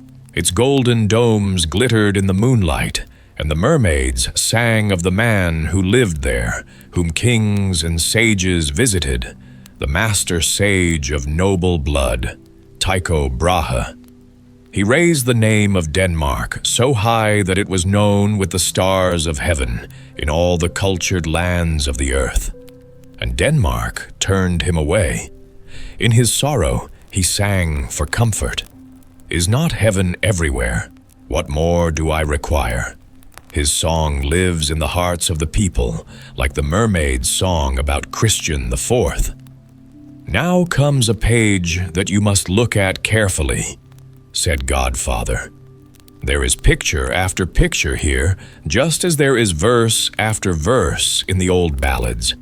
It is a song, so happy in its beginning, so sorrowful at its close. A king's child is dancing in the castle of the king. How lovely she is to look at. She is sitting on the lap of Christian IV, his beloved daughter, Eleanor. She grows in all the virtues and graces of a woman. The foremost among the nobles, Corfitz Ulfelt, is her betrothed. She is still only a child and is beaten by her stern governess. She complains of this to her sweetheart, and rightly, too. How clever and cultured and learned she is. She can speak Latin and Greek, sing in Italian to her lute, and talk about the Pope and Martin Luther. Now King Christian lies in the vault in Roskilde Cathedral, and Eleanor's brother is king. In the palace at Copenhagen, there are pomp and show, there are beauty and wit, and foremost is the queen herself, Sophie Amalie of Leniborg. Who can guide her horse as cleverly as she? Who dances with such grace? Who can talk with such wisdom and wit as the Queen of Denmark? Eleanor Christine Ulfelt. These are the words of the French ambassador. She surpasses all in beauty and wit. Up from the polished floor of the palace ballroom has grown the burdock of envy. It has clung there, worked itself in, and twisted around. Contempt and scorn. That illegitimate creature. Her carriage shall stop at the bridge of the castle. Where the queen drives, the commoner shall walk. There is a storm of gossip, of lies and slander. Then Ulfelt takes his wife by the hand in the still of the night. He has the keys to the town gates. He opens one of them, and horses wait outside. They ride to the shore and sail to Sweden. Now let's turn the page, just as fortune turned itself for those two. It is autumn. The days are short and the nights are long. It is gray and damp. The cold wind rises in its strength, and it whistles through the leaves of the trees on the ramparts. The leaves drop into Peter Ox's courtyard, empty and forsaken of its owners. The wind sweeps over Christianshavn, around the mansion of Kai Lykke, which now is a penitentiary. He himself has been driven from home and honor. His escutcheon is smashed, and his effigy hung on the highest gallows. Thus is he punished for his thoughtless, frivolous words about the powerful Queen of Denmark. The wind pipes loudly as it rushes over the open space where the mansion of the Lord High Steward once stood. Only one stone of it is now left. And that I drove down here as a boulder on the floating ice, shrieks the wind. That stone stranded where since has grown Thieves' Island, under my curse, and so it became a part of the mansion of Lord Ulfelt, where his lady sang to the sounding lute and read Greek and Latin, and bore herself proudly. Now only the stone is here with its inscription, the traitor Corfitz Ulfelt, in eternal scorn, shame, and disgrace. But where is the stately lady now? Hoo-ee-oo, blows the wind with a piercing shriek. For many years she has been shut up in the blue tower, behind the palace, where the sea water beats against the slimy walls. There is more smoke than warmth in the cell. Its tiny window is high up under the ceiling. In what discomfort and misery sits the adored child of Christian IV, the daintiest of maids and matrons. Memory hangs curtains and tapestries on the smoke-blackened walls of her prison. She recalls the lovely days of her childhood, her father's gentle, beaming face. She recalls her splendid wedding, her days of pride, but also her days of misery in Holland, England, and Bornholm. Nothing seems too hard for wedded love to bear, and loyalty is not cause for shame or care. But he was with her in those days. Now she is alone, alone forever. She does not know his grave. No one knows it. Faithfulness to her husband was her only crime. For long and many years she sat there, while life went on outside. Life never pauses, but we will for a moment here, and think of her and the words of the song. I keep my promise to my husband still, in want and dire need, and always will. Now, do you see this picture here? Said Godfather. It's winter, and the frost has thrown a bridge of ice between Lolland and Finn. A bridge for Carl Gustav, who pushes on unchecked.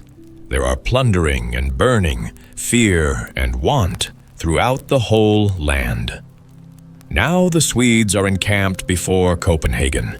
It is bitterly cold, and the snow is blinding, but true to their king and themselves, men and women stand ready to fight. Every tradesman, shopman, student, and schoolmaster is on the ramparts, ready to guard and defend, with no fear of the red-hot cannonballs. King Frederick has sworn he will die in his nest. There he rides to and fro, and the Queen is with him, and courage, patriotism, and discipline are there.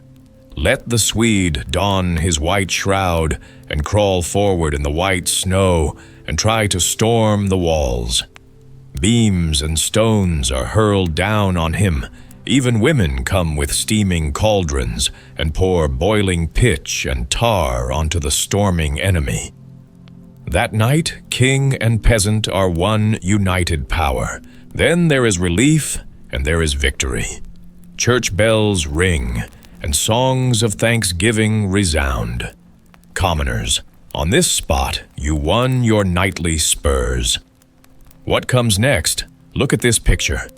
Bishop Svein's wife drives in a closed carriage, which only the high and mighty nobility dare do. The proud young men stop the carriage. The bishop's wife must walk to the bishop's house. Is that the whole story? Something much greater is stopped next, the power of pride. Burgomaster Hans Nansen and Bishop Svani clasp hands to work in the name of the Lord. Their wise and honest talk is heard in the church and the house of the commoner.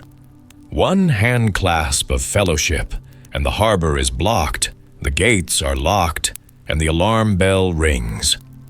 Power is granted to the king alone, who remains in his nest in the hour of peril. He governs and rules over great and small. It is the time of absolute monarchy. Now let's turn the page, and time with it. Hallo, hallo, hallo, ja.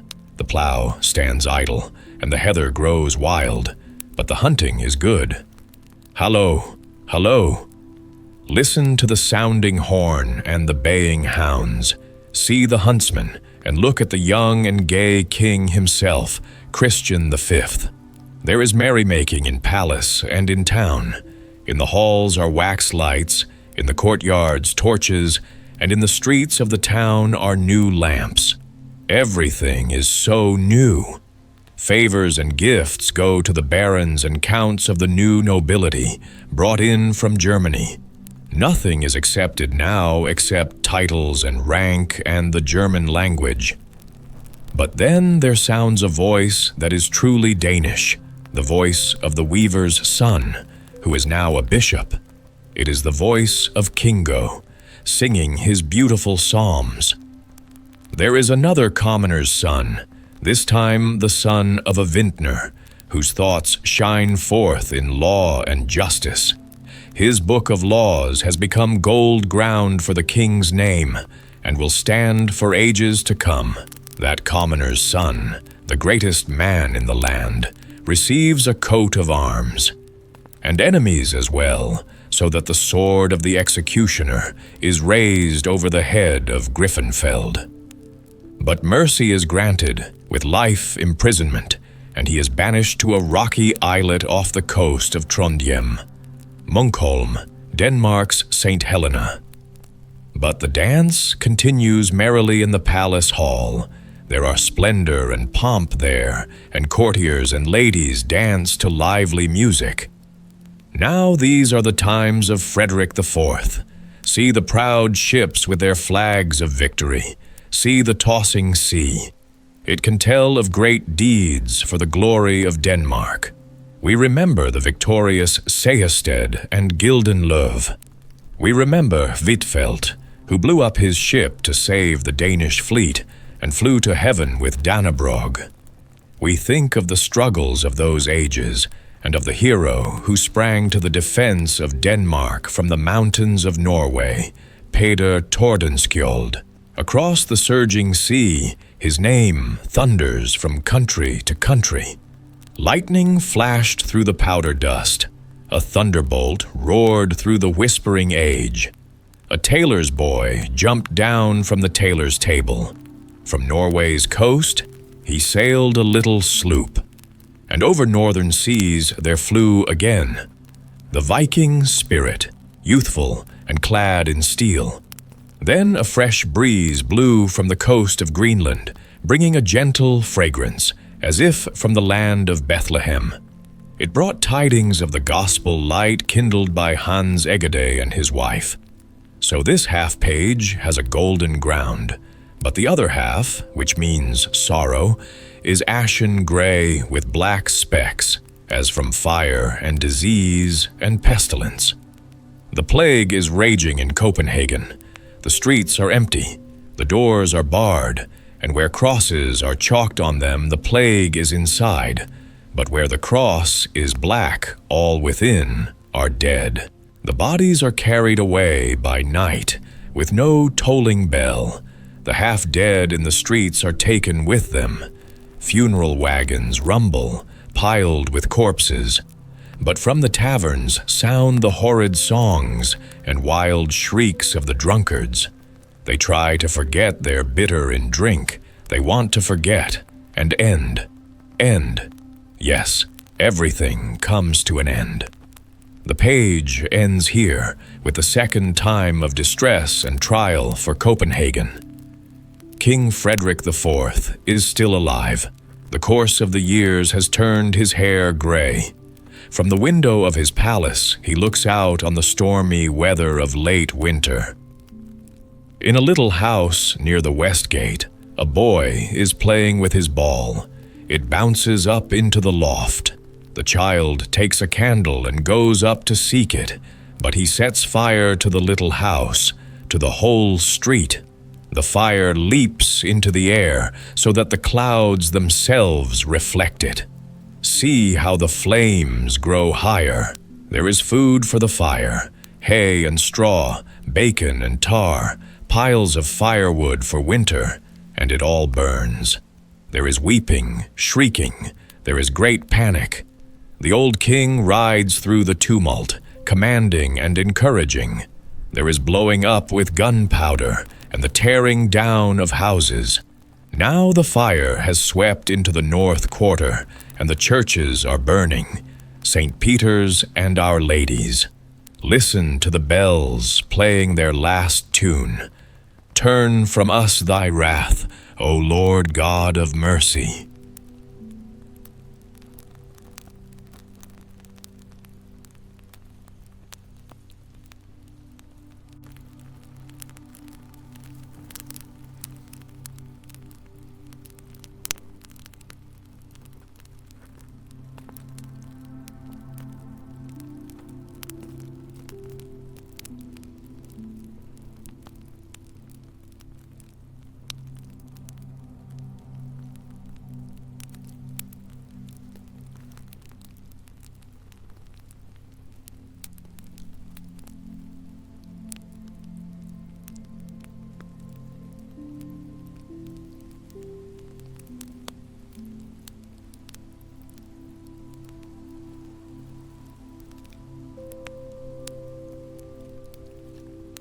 King Frederick is kind to the people.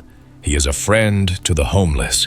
He comforts and feeds them and is with them constantly. Blessed be Frederick the Fourth. Now look at this page. See that gilded carriage with footmen around it and armed riders before and behind it, coming from the castle, where an iron chain is stretched to keep the people from coming too near. Every common man must cross the square with bare head, and therefore few are seen there. They avoid the place. There comes one now, with downcast eyes, and with hat in hand, and he is the one man of that time whom we can name with pride. His voice like a cleansing storm wind rang, to sunshine in the days which yet were to come. Then smuggled in tunes like grasshoppers sprang, in haste to return to where they were from, witty and humorous. That is Ludwig Holberg. The Danish stage, the castle of his greatness, has been closed as if it were the dwelling place of shame. All merriment is banished. Dance, song, and music are forbidden and gone, for the dark side of religion is now in power. The Danish prince, his mother used to call him. Now come his days of sunshine, with the song of birds, with gladness and true Danish gaiety. Frederick the Fifth is king, and the chain is taken from the square beside the castle. The Danish theater is reopened. There are laughter and pleasure and good cheer. And the peasants again hold their summer festivals, for it is a time of joy after the time of fast and oppression. The beautiful lives again, blossoming and bearing fruit in sound, color, and creative art. Listen to Grétry's music, watch Londemann's acting, and Denmark's queen loves all that is Danish. God in his heaven bless you, beautiful and gentle Louise of England.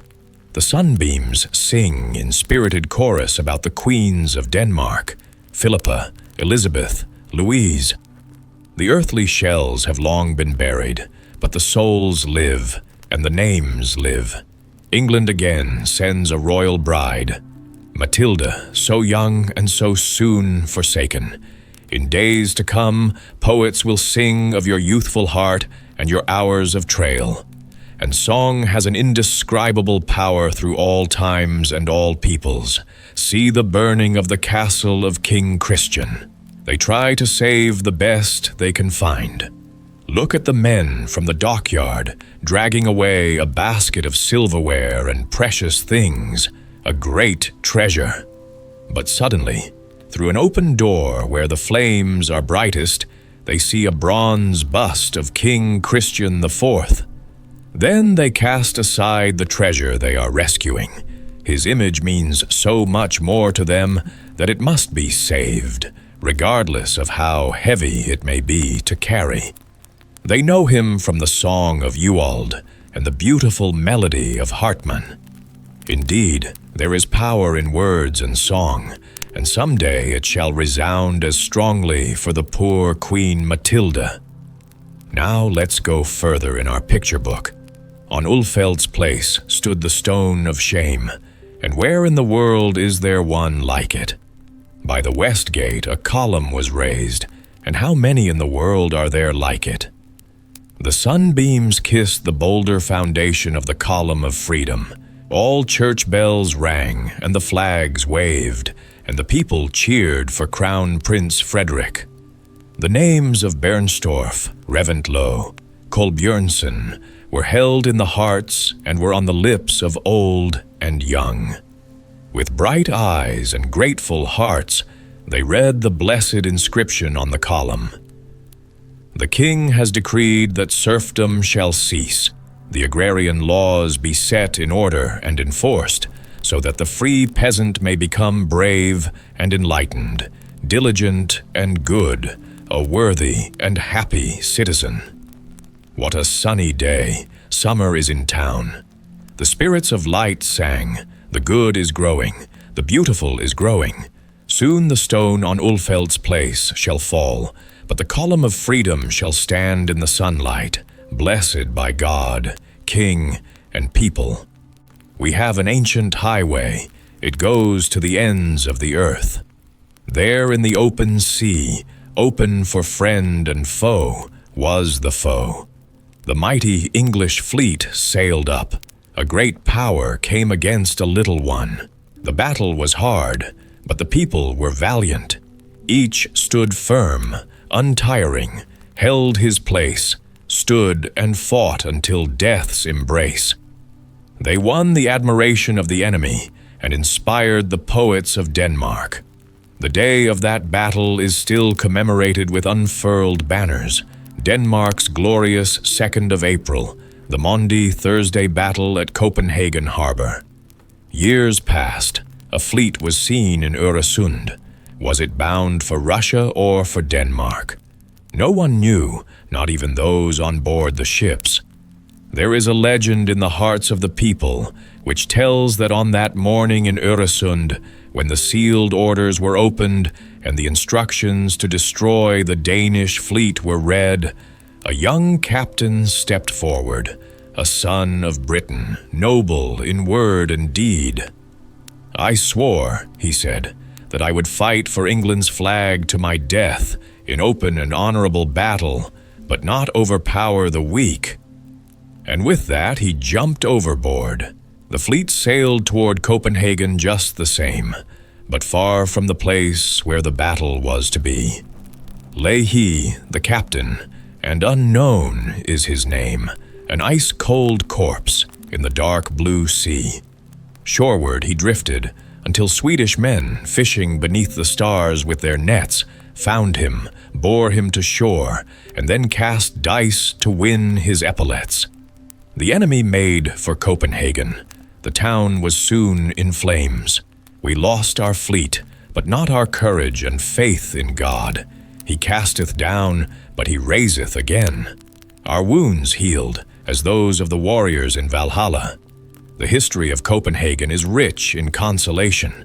Our faith, from the beginning of time to the end, is that our Lord is Denmark's friend. If we hold firmly, he will hold too, and tomorrow the sun will shine on you. Soon the sun did shine on the rebuilt city, on the rich cornfields, and on the skill and art of our people. It was blessed summer day of peace, when poetry raised her Fata Morgana, so rich in color, through the words of Oehlenschläger.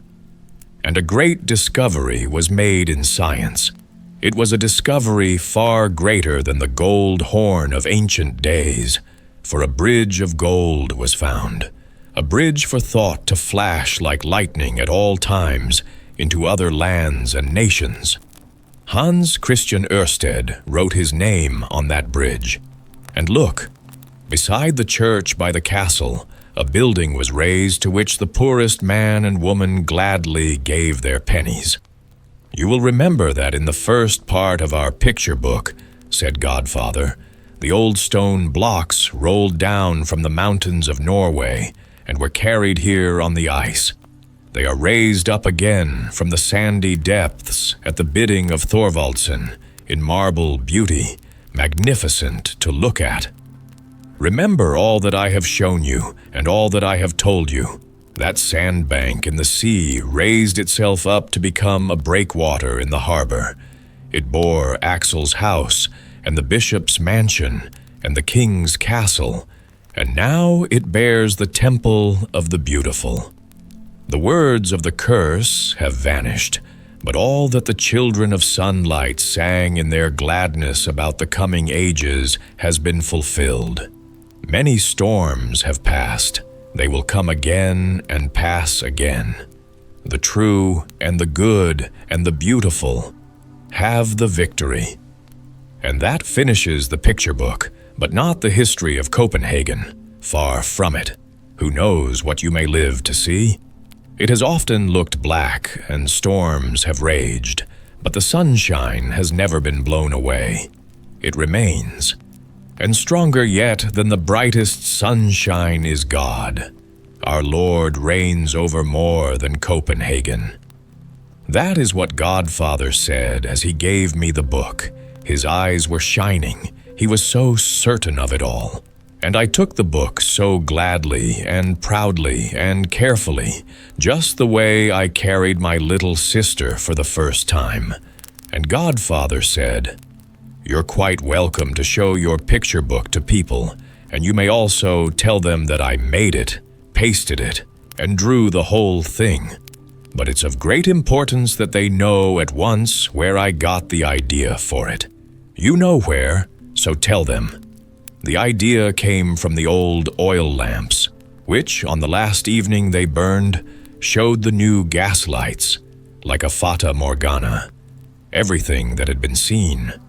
From the time the first lamp was lit at the harbor until that evening when Copenhagen was lighted with both oil and gas. You may show the book to anybody you like, that is, to people with kindly eyes and friendly minds. But if a hell horse should come, then close Godfather's picture book." Sunshine Stories. I shall tell you a story, whispered the wind, sweeping across the rooftops and rustling through the chimneys like a restless spirit. "Kindly remember," replied the rain, her silver voice falling in patient drops, "that it is my turn to speak. You have been roaring and howling around the corners for hours, blowing hats off heads and shutters off hinges. It's time you quieted down." "Is that the thanks I get?" huffed the wind, puffing out his chest. "Who is it that helps you make your entrance? I drive the people indoors. I tear their umbrellas asunder so your drops may reach their faces. I am your herald." "Be still," sighed the sunshine, breaking through the clouds with such radiance that both wind and rain blinked and trembled. "If either of you wishes to speak, let your words bring warmth, not noise. But since you quarrel, I shall take my turn. For I too have seen the world, and mine is a tale worth the hearing." And the sunshine began, in a golden tone that spread through the sky like a calm dawn after storm. "The feather of fortune, a swan, pure and splendid, flew over the tumbling sea," said the sunshine. "Its wings gleamed brighter than molten gold, and every beat sent ripples of light dancing across the waters. One shining feather loosed itself from that heavenly bird and drifted, slowly, softly, until it landed upon the deck of a great merchant ship that sailed with all its sails unfurled. There, among the ropes and cargo, stood a young overseer, a humble supercargo whose task was to guard the merchant's goods. The golden feather brushed his brow and, as if by enchantment, became a pen in his hand. With that pen, he wrote his fate anew. Prosperity flowed wherever his ink touched parchment. The feather of fortune guided him to wealth, to honor, to a name engraved among the respected men of trade. Soon he wore golden spurs and bore a shield wrought from his own gilded dish. "I know this," said the sunshine softly, "for I have shone upon his prosperity." The book of the shepherd boy. "The swan flew onward," continued the sunshine, "over valleys and meadows washed with morning dew. In a quiet field lay a small shepherd boy, no more than 7, resting beneath the only tree that grew there, an old knotted trunk that had seen centuries. The swan brushed past its branches, and a single leaf broke free, spinning through the air like a tiny green miracle.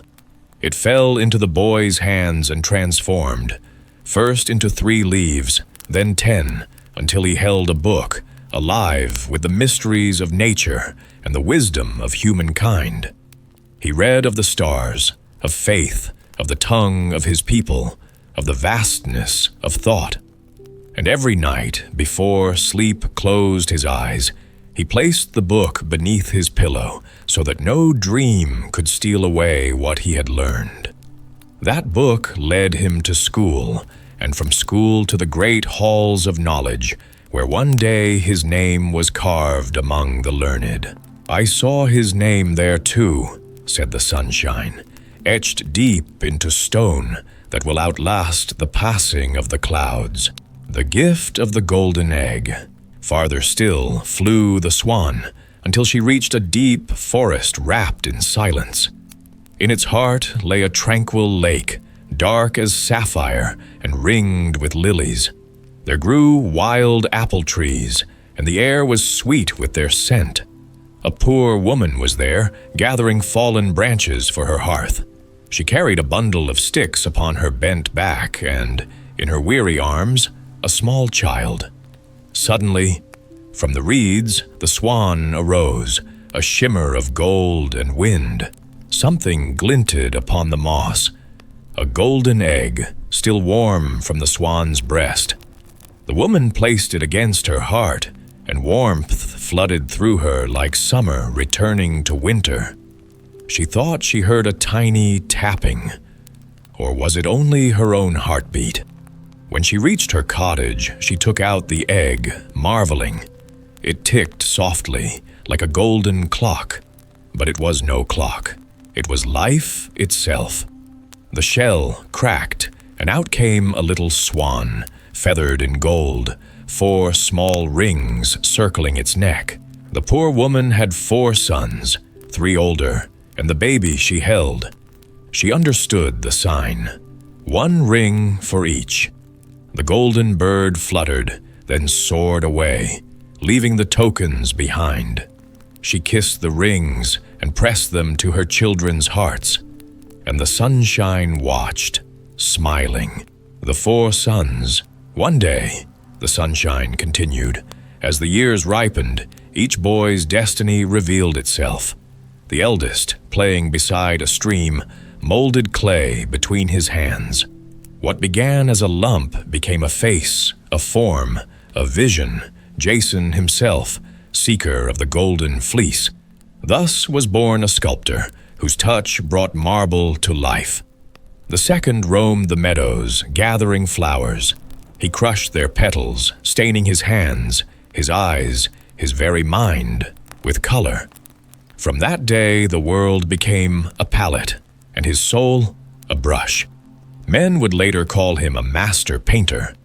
The third, lost in thought, bit upon his ring until it sang faintly between his teeth, and that song became his life. Melodies flowed from him as rivers from mountains.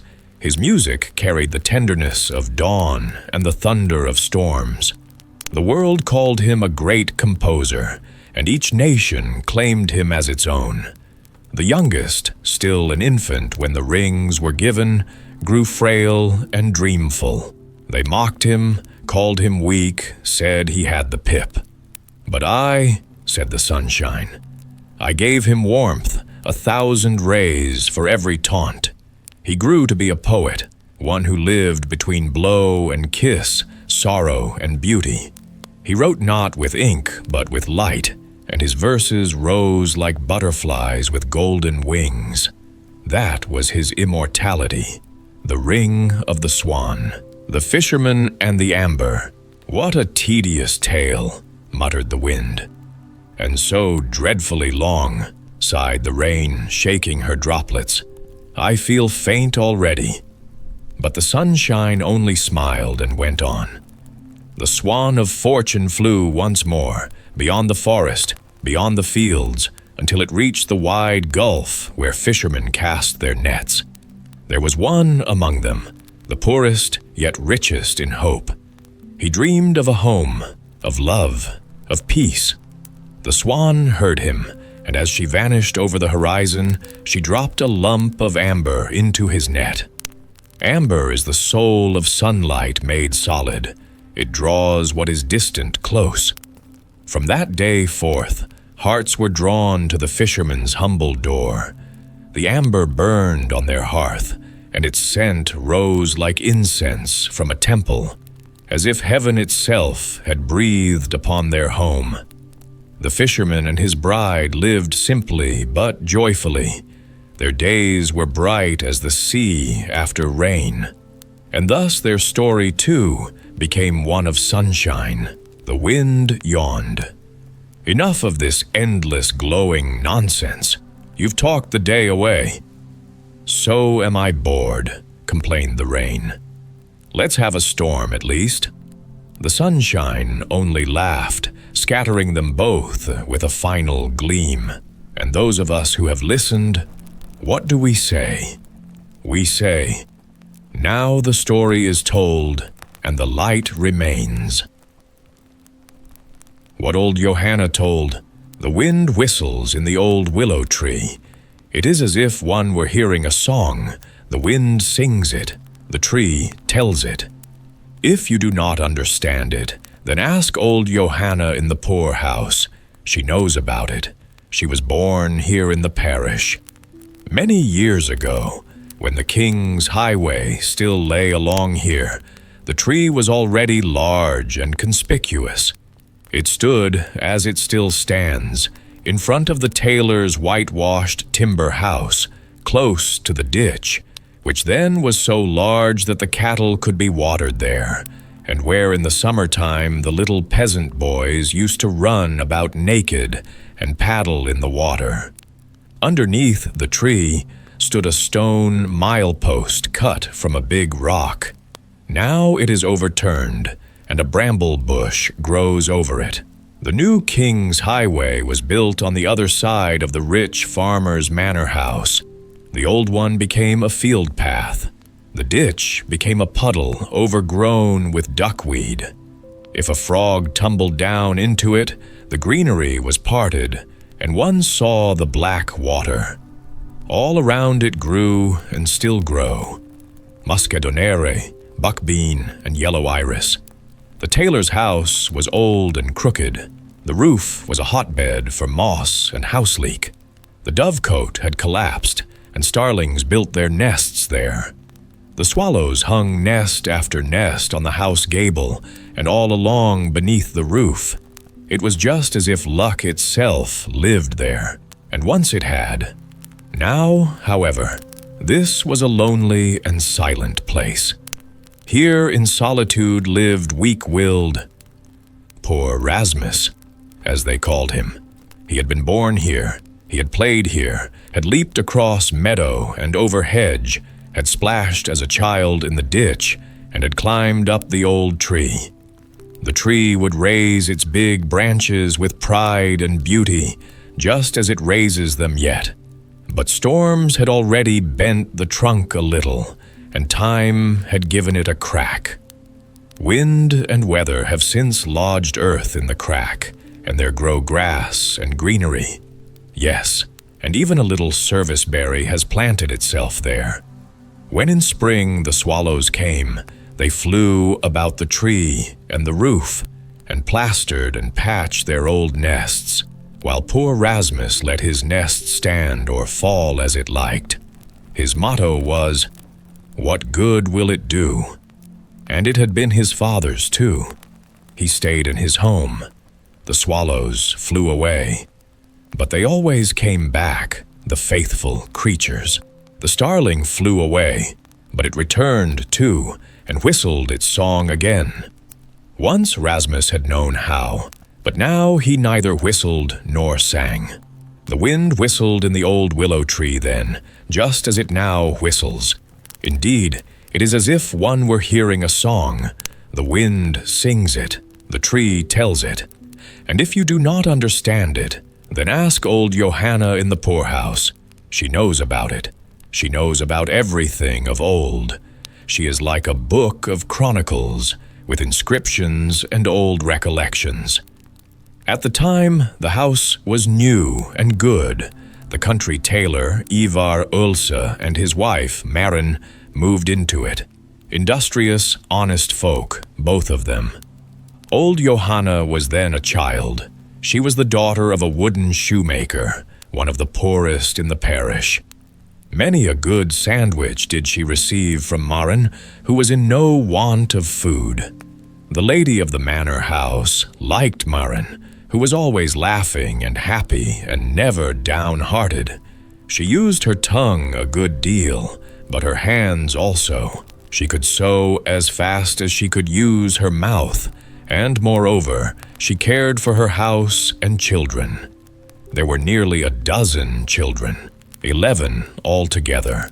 The 12th never made its appearance. "Poor people always have a nest full of youngsters," growled the master of the manor house. "If one could drown them like kittens and keep only 1 or 2 of the strongest, it would be less of a misfortune."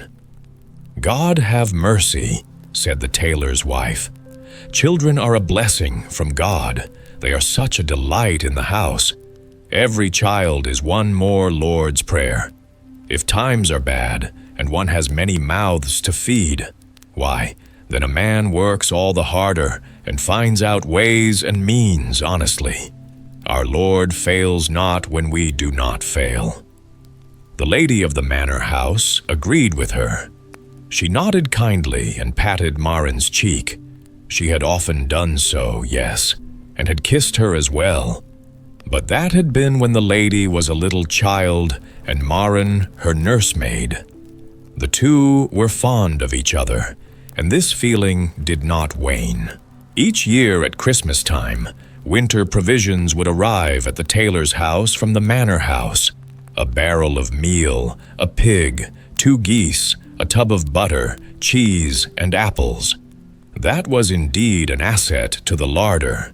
Ivar Ulsa looked quite pleased too, but soon came out with his old motto, "What good will it do?" The house was clean and tidy, with curtains in the windows and flowers as well, both carnations and balsams. A sampler hung in a picture frame, and close by hung a love letter in rhyme, which Marin Ulsa herself had written. She knew how to put rhymes together. She was almost a little proud of the family name Ulsa. It was the only word in the Danish language that rhymed with pølse, sausage. "At least that's an advantage to have over other people," she said, and laughed. She always kept her good humor and never said, like her husband, "What good will it do?" Her motto was, "Depend on yourself and on our Lord." So she did, and that kept them all together. The children thrived, grew out over the nest, went out into the world, and prospered well. Rasmus was the smallest. He was such a pretty child that one of the great portrait painters in the capital had borrowed him to paint from, and in the picture he was as naked as when he had come into this world. That picture was now hanging in the king's palace. The lady of the manor house saw it and recognized little Rasmus, though he had no clothes on. But now came hard times. The tailor had rheumatism in both hands, on which great lumps appeared. No doctor could help him, not even the wise Steine, who herself did some doctoring. "One must not be downhearted," said Marin. "It never helps to hang the head. Now that we no longer have Father's 2 hands to help us, I must try to use mine all the faster. Little Rasmus, too, can use the needle." He was already sitting on the sewing table, whistling and singing. He was a happy boy. "But he should not sit there the whole day long," said the mother. "That would be a shame for the child. He should play and jump about, too." The shoemaker's Johanne was his favorite playmate. Her folks were still poorer than Rasmus's. She was not pretty. She went about barefooted, and her clothes hung in rags, for she had no one to mend them, and to do it herself did not occur to her. She was a child, and as happy as a bird in our Lord's sunshine. By the stone milepost, under the large willow tree, Rasmus and Johanna played. He had ambitious thoughts. He would one day become a fine tailor and live in the city, where there were master tailors who had 10 workmen at the table. This he had heard from his father. There he would be an apprentice, and there he would become a master tailor. And then Johanna could come to visit him. and if by that time she knew how to cook, she could prepare the meals for all of them and have a large apartment of her own. Johanne dared not expect that, but Rasmus believed it could happen. They sat beneath the old tree, and the wind whistled in the branches and leaves. It seemed as if the wind were singing and the tree talking. In the autumn, every single leaf fell off. Rain dripped from the bare branches. "They will be green again," said Mother Ilse. "What good will it do?" said her husband. "New year, new worries about our livelihood. The larder is full," said the wife. "We can thank our good lady for that. I am healthy and have plenty of strength. It is sinful for us to complain." The master and lady of the manor house remained there in the country over Christmas, but the week after the New Year, they were to go to the city, where they would spend the winter in festivity and amusement. They would even go to a reception and ball given by the king himself. The lady had bought 2 rich dresses from France. They were of such material, of such fashion, and so well sewn that the tailor's Marin had never seen such magnificence. She asked the lady if she might come up to the house with her husband so that he could see the dresses as well. Such things had surely never been seen by a country tailor, she said. He saw them and had not a word to say until he returned home, and what he did say was only what he always said. "What good will it do?" And this time he spoke the truth. The master and lady of the manor house went to the city, and the balls and merrymaking began. But amid all the splendor the old gentleman died, and the lady then, after all, did not wear her grand dresses. She was so sorrowful, and was dressed from head to foot in heavy black mourning. Not so much as a white tucker was to be seen. All the servants were in black. Even the state coach was covered with fine black cloth. It was an icy, cold night. The snow glistened and the stars twinkled. The heavy hearse brought the body from the city to the country church, where it was to be laid in the family vault. The steward and the parish bailiff were waiting on horseback, with torches, in front of the cemetery gate. The church was lighted up, and the pastor stood in the open church door to receive the body. The coffin was carried up into the chancel. The whole congregation followed. The pastor spoke, and a psalm was sung. The lady was present in the church. She had been driven there in the black draped state coach, which was black inside as well as outside. Such a carriage had never before been seen in the parish. Throughout the winter, people talked about this impressive display of grief. It was indeed a nobleman's funeral. One could well see how important the man was, said the village folk. He was nobly born, and he was nobly buried. What good will it do him, said the tailor. Now he has neither life nor goods. At least we have one of these. Don't speak such words, said Marin. He has everlasting life in the kingdom of heaven. Who told you that, Marin? Said the tailor. A dead man is good manure, but this man was too high-born to even do the soil any good. He must lie in a church vault. Don't speak so impiously, said Marin. I tell you again, he has everlasting life. Who told you that, Marin? Repeated the tailor. And Marin threw her apron over little Rasmus. He must not hear that kind of talk. She carried him off into the peat house and wept. The words you heard over there, little Rasmus, were not your father's. It was the evil one who was passing through the room and took your father's voice. Say your Lord's Prayer. We'll both say it. She folded the child's hands. Now I am happy again, she said. Have faith in yourself and in our Lord. The year of mourning came to an end. The widow lady dressed in half mourning, but she had whole happiness in her heart. It was rumored that she had a suitor and was already thinking of marriage. Maren knew something about it, and the pastor knew a little more. On Palm Sunday, after the sermon, the banns of marriage for the widow lady and her betrothed were to be published. He was a woodcarver or a sculptor. Just what the name of his profession was, people did not know. At that time, not many had heard of Thorvaldsen and his art. The future master of the manor was not a nobleman, but still he was a very stately man. His was one profession that people did not understand, they said. He cut out images, was clever in his work, and young and handsome. "What good will it do?" said Tailor Ulsa. On Palm Sunday, the banns were read from the pulpit, then followed a psalm and communion.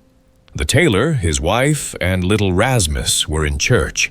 The parents received communion, while Rasmus sat in the pew, for he was not yet confirmed. Of late, there had been a shortage of clothes in the tailor's house. The old ones had been turned and turned again, stitched and patched.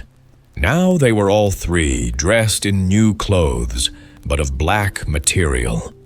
As at a funeral, they were dressed in the drapery from the funeral coach. The man had a jacket and trousers of it, Maren a high-necked dress, and Rasmus a whole suit to grow in until confirmation time. Both the outside and inside cloth from the funeral carriage had been used. No one needed to know what it had been used for before, but people soon got to know.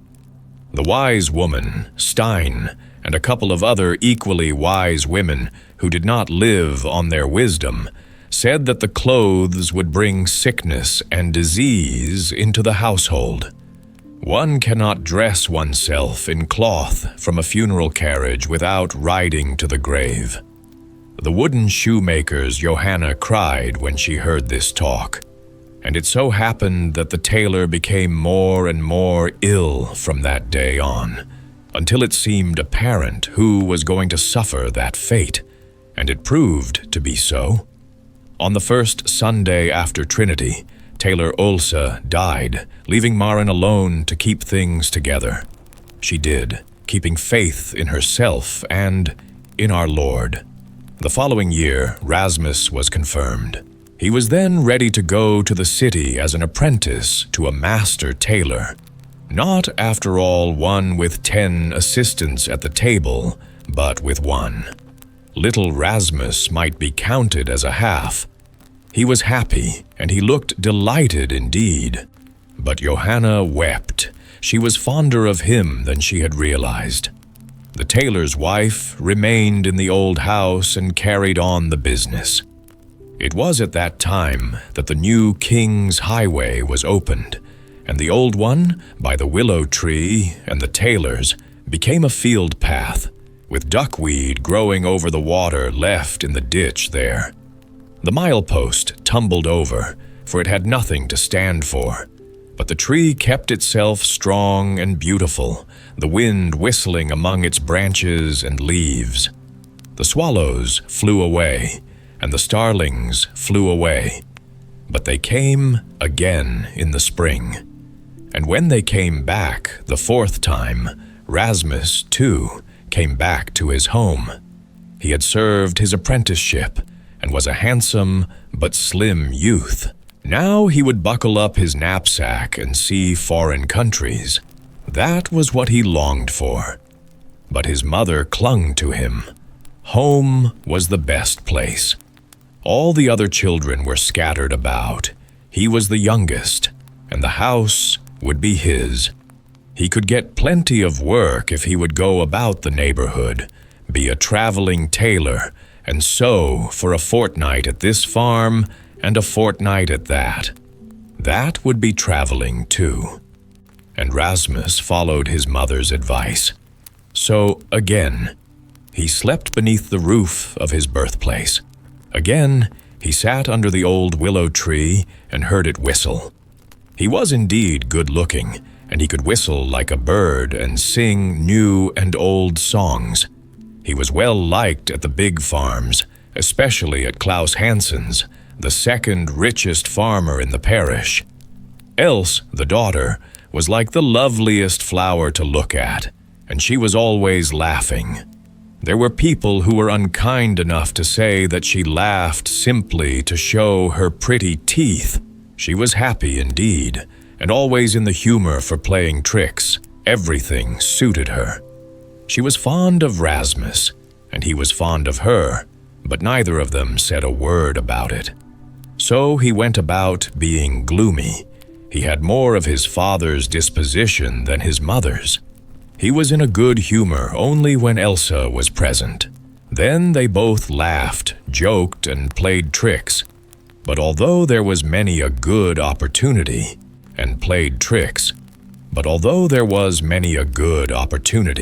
he did not say a single word about his love.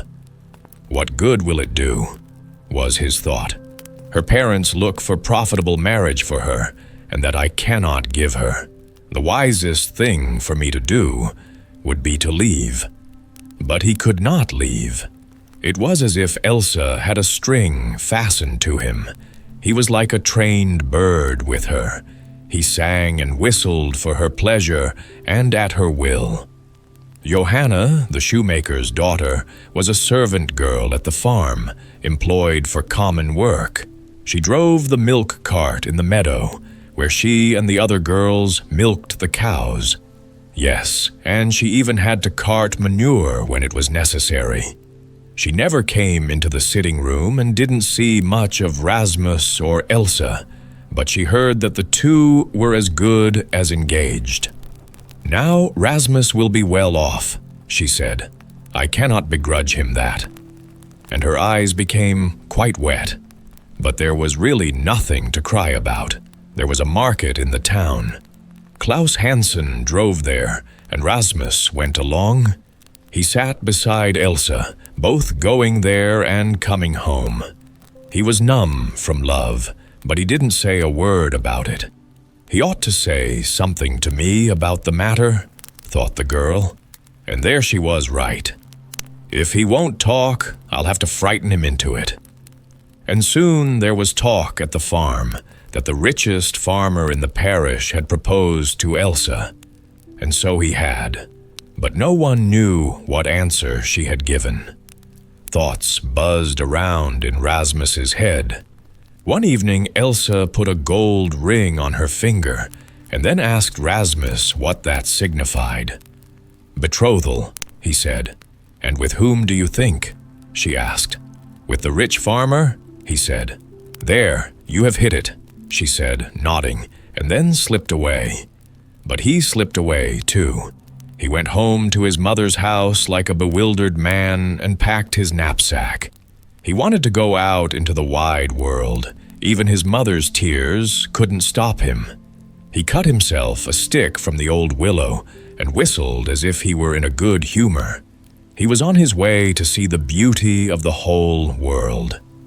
This is a great grief to me, said the mother, but I suppose it is wisest and best for you to go away, so I shall have to put up with it. Have faith in yourself and in our Lord. Then I shall have you back again, merry and happy. He walked along the new highway, and there he saw Johanne come driving with a load of rubbish. She had not noticed him, and he did not wish to be seen by her, so he sat down behind the hedge. There he was hidden, and Johanne drove by. Out into the world he went, no one knew where. His mother thought, he will surely come home again before a year passes. Now he will see new things and have new things to think about. But then he will fall back into the old folds. They cannot be ironed out with any iron. He has a little too much of his father's disposition. I would rather he had mine, poor child. But he will surely come home again. He cannot forget either me or the house. The mother would wait a year and a day. Else waited only a month, and then she secretly went to the wise woman, Stine Madsdatter, who, besides knowing something about doctoring, could tell fortunes in cards and coffee, and knew more than her Lord's Prayer.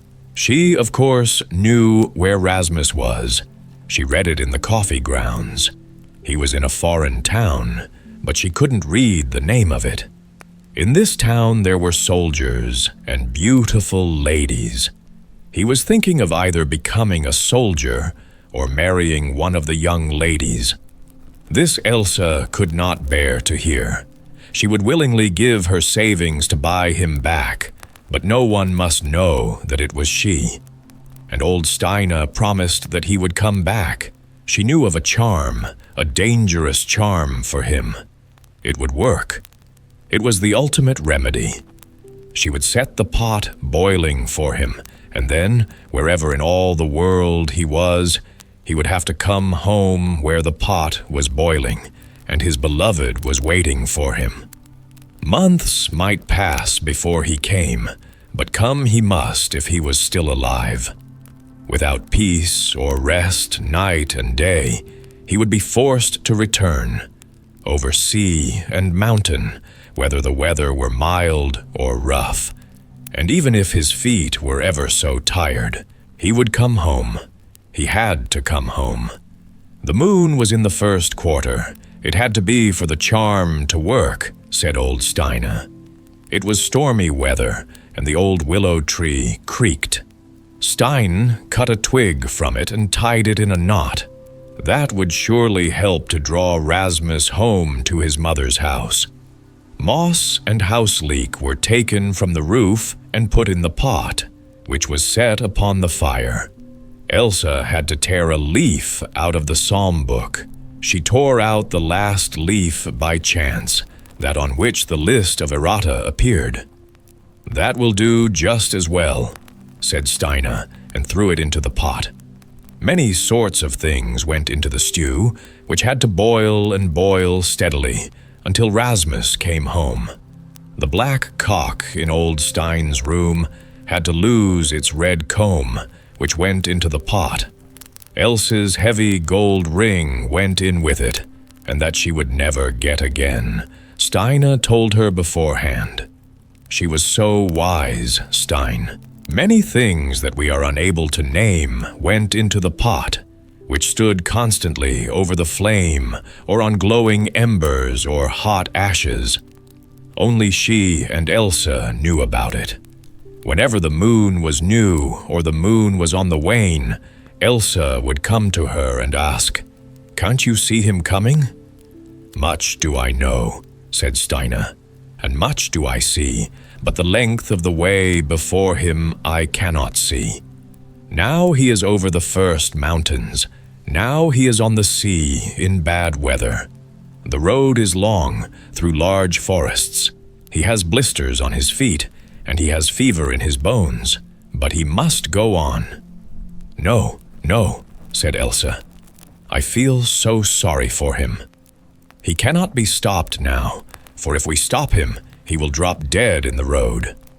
A year and a day had gone. The moon shone round and big, and the wind whistled in the old tree. A rainbow appeared across the sky in the bright moonlight. "That is a sign to prove what I say," said Stine. "Now Rasmus is coming, but still he did not come." "The waiting time is long," said Stine. "Now I am tired of this," said Elsa. She seldom visited Stine now, and brought her no more gifts. Her mind became easier, and one fine morning they all knew in the parish that Elsa had said yes to the rich farmer. She went over to look at the house and grounds, the cattle, and the household belongings. All was in good order, and there was no reason to wait with the wedding. It was celebrated with a great party lasting 3 days. There was dancing to the clarinet and violins. No one in the parish was forgotten in the invitations. Mother Ulsa was there too, and when the party came to an end, and the hosts had thanked the guests, and the trumpets had blown. She went home with the leavings from the feast. She had fastened the door only with a peg. It had been taken out, the door stood open, and in the room sat Rasmus. He had returned home. Come that very hour. Lord God, how he looked! He was only skin and bone. He was pale and yellow. "Rasmus," said his mother, "is it you I see? How badly you look, but I am so happy in my heart to have you back." And she gave him the good food she had brought home from the party, a piece of the roast and of the wedding cake. He had lately, he said, often thought of his mother, his home, and the old willow tree.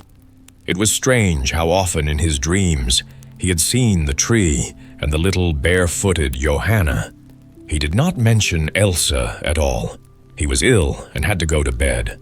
But we do not believe that the pot was the cause of this, or that it had exercised any power over him.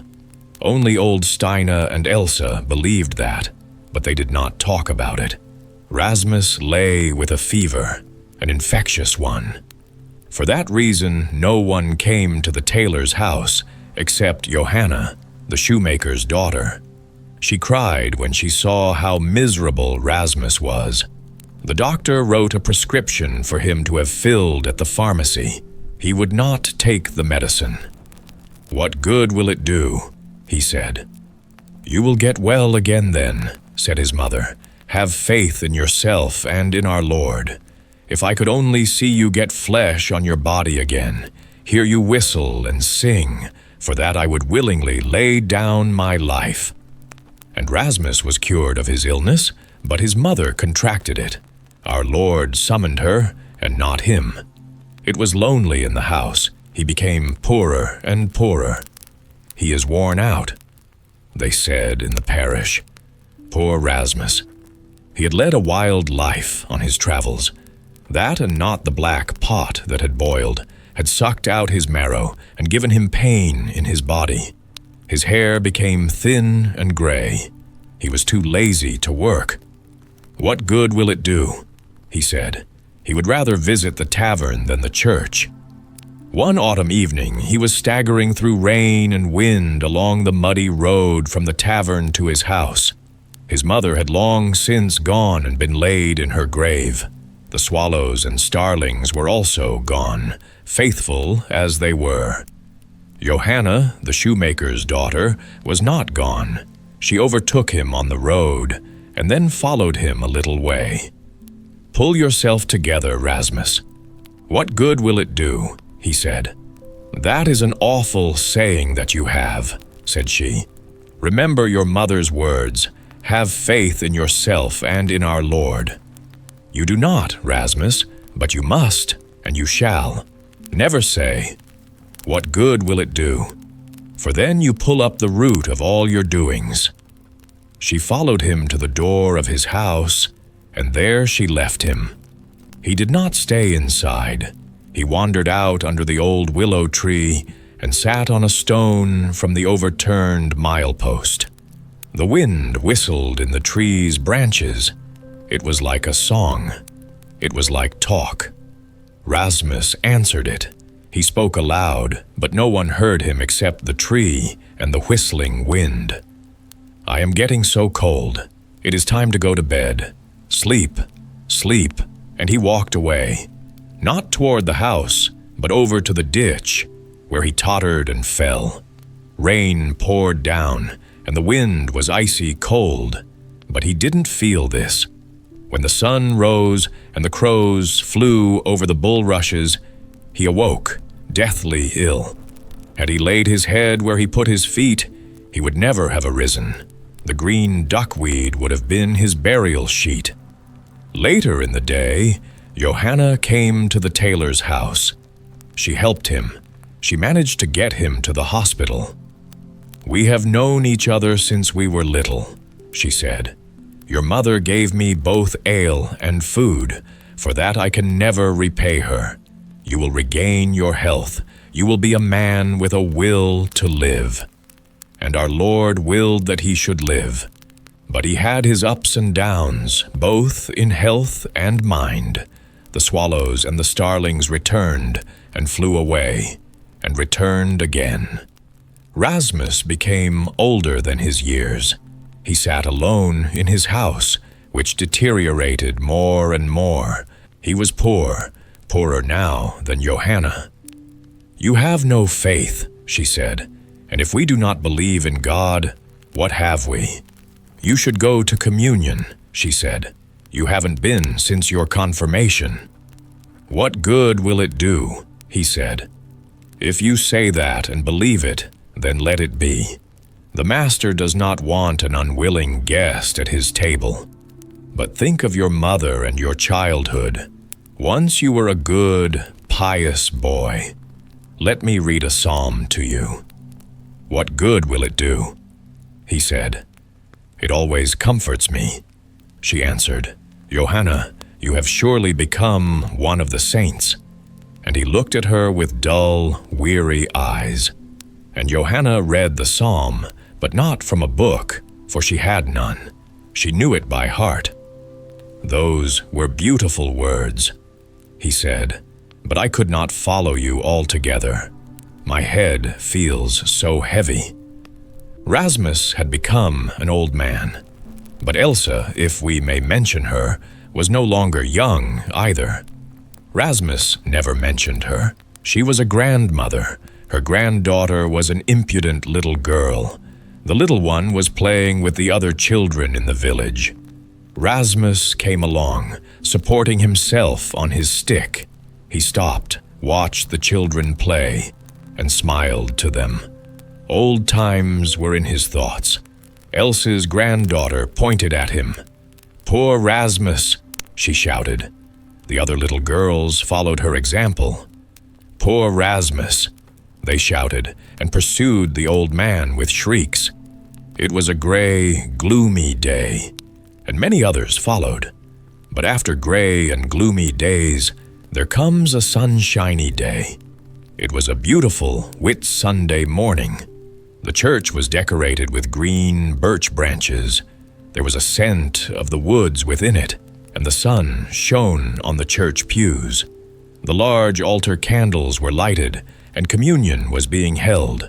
Johanne was among the kneeling, but Rasmus was not among them. That very morning the Lord had called him. In God are grace and mercy. Many years have since passed. The tailor's house still stands there, but no one lives in it. It might fall the first stormy night.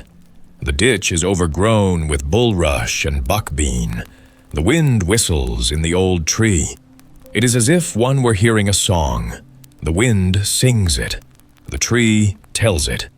If you do not understand it, ask old Johanne in the poorhouse. She still lives there. She sings her psalm, the one she read for Rasmus. She thinks of him, prays to our Lord for him. She, the faithful soul. She can tell of bygone times, of memories that whistle in the old willow tree. The gate key. Every key has a history, and there are many kinds of keys. A chamberlain's key, a watch key, St. Peter's key. We could tell you about all the keys, but now we will only tell about the counselor's gate key. It had come into being at a locksmith's, but it might well have believed it had been made by a blacksmith, the way the man had worked on it with hammer and file. It was too large for one's trouser pocket, so it had to be put into the overcoat pocket. There it often lay in utter darkness, yet it had its own special hanging place on the wall, beside a childhood silhouette of the counselor, in which he looked like a dumpling dressed in a frilled shirt. It is said that every human being acquires in his character and conduct something from the astrological sign under which he has been born, such as the bull, the virgin, or scorpion, as they are called in the almanacs. The counselor's wife never mentioned the names of any of these. She said that her husband was born under the sign of the wheelbarrow, for he always had to be pushed on. His father had pushed him into an office, his mother had pushed him into matrimony, and his wife had pushed him on to become a counselor. The latter fact, however, she did not mention. Being a good, sensible sort of woman who kept quiet in the right place and spoke and pushed in the right place. He was now along in years, well-proportioned, as he said himself, a well-read man, good-natured, and key-wise as well, which is something we shall better understand later. He was always in a good humor, loved all mankind, and liked to talk to everybody. If he went into the city, it was difficult to get him home again when his wife was not with him to push him along. He simply had to talk to every acquaintance he met. He had a lot of acquaintances, and this often made him late for dinner. Mrs. Counselor would sit at the window and watch for him. "Here he comes," she would say to the maid. "Put the pot on the fire. Now he has stopped to speak to somebody, so take the pot off, or the food will be cooked too much. Now he is finally coming, so put the pot on again." But then he wouldn't come, after all. He would stand right under the windows of the house and nod up to her, and if an acquaintance happened to come by then, he could not keep from saying a few words to him. If while he was talking to this one, another one came by, he would take hold of the first by the buttonhole, clasp the other's hand, and shout to a third who wanted to pass by. This was a heavy trial for the patience of the counselor's wife. "Counselor! Counselor!" she would shout. Yes, indeed, that man was born under the sign of the wheelbarrow. He won't move unless he is being pushed. He was very fond of visiting bookshops and looking at books and periodicals. He would give his bookseller a small amount of money for the privilege of reading the new books at home, which meant he had permission to cut the leaves of the books along the side, but not across the top, for then they could not be sold as new. He was a living newspaper, but a harmless one, and knew everything about engagements, weddings, and funerals, book talk, and town talk. Yes, and he even gave out mysterious hints regarding matters no one else knew anything about. This mysterious information came from the gate key. The counselor and his wife had lived in their own house since young and newly married, and they'd had that very same gate key since then.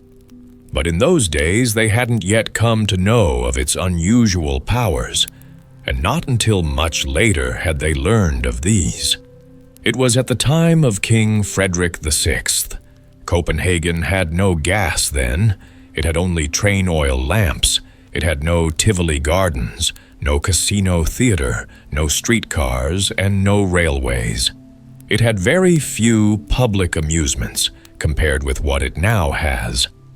On Sundays, one would go for a walk out beyond the city gates to the assistant's churchyard, read the inscriptions on the graves, sit down in the grass, eat from one's food basket, and drink a glass of schnapps. Or one would go to Fredericksburg, where in front of the palace military music was played. And many people would go to see the royal family rowing about in the small, narrow canals of the park, with old King himself steering the boat, and he and the Queen greeting everyone, without distinction of rank.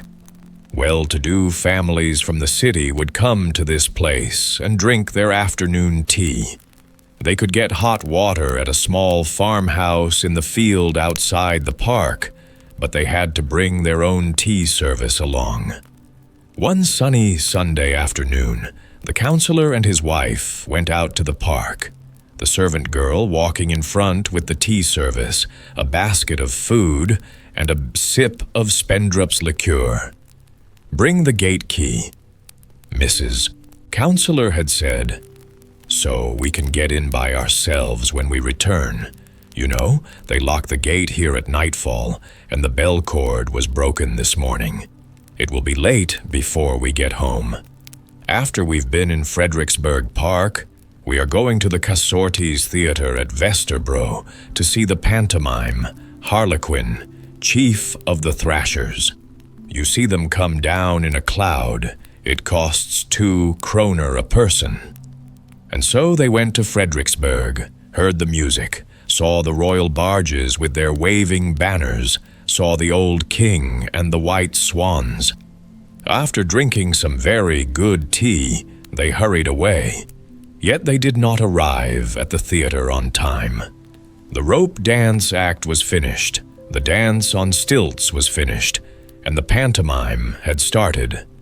As always, they were too late, and that was the counselor's fault. Every moment on the road, he had stopped to speak to an acquaintance.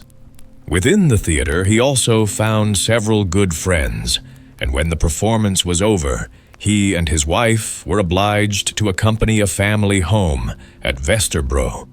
To enjoy a glass of punch, they would stop for only 10 minutes. But this was extended to a whole hour. They talked and talked. Especially entertaining was a Swedish baron, or perhaps he was German, for the counselor hadn't quite caught which. But on the other hand, the trick with the key that the baron taught him, he caught and always remembered. This trick was extraordinarily interesting. He could get the key to answer everything that one asked it, even questions pertaining to the most secret matters. The counselor's gate key was particularly suitable for performing this trick. Its bit was heavy, and this part had to hang downward. The baron let the handle of the key rest on the forefinger of his right hand. There it hung loosely and lightly, and every pulse beat in his finger could put it into motion and make it swing. And if this failed to happen, the baron understood how unnoticeably to make it turn as he wished. Every turn denoted a letter of the alphabet, and as many letters as desired, from A on through the alphabet, could be indicated by the key. When the first letter of a word was revealed, the key would turn to the opposite side. Then the next letter would be sought, and in that manner one got whole words, sentences, and answers to questions. It was all a fake, but at any rate provided amusement. This was the counselor's first thought, but he did not retain it. He became very engrossed in the key. "Husband, husband," cried Mrs. Counselor. "The west gate closes at 12 o'clock. We won't get through. We have only a quarter of an hour in which to hurry there." They had to hurry indeed. Several persons who were going into the city soon got ahead of them.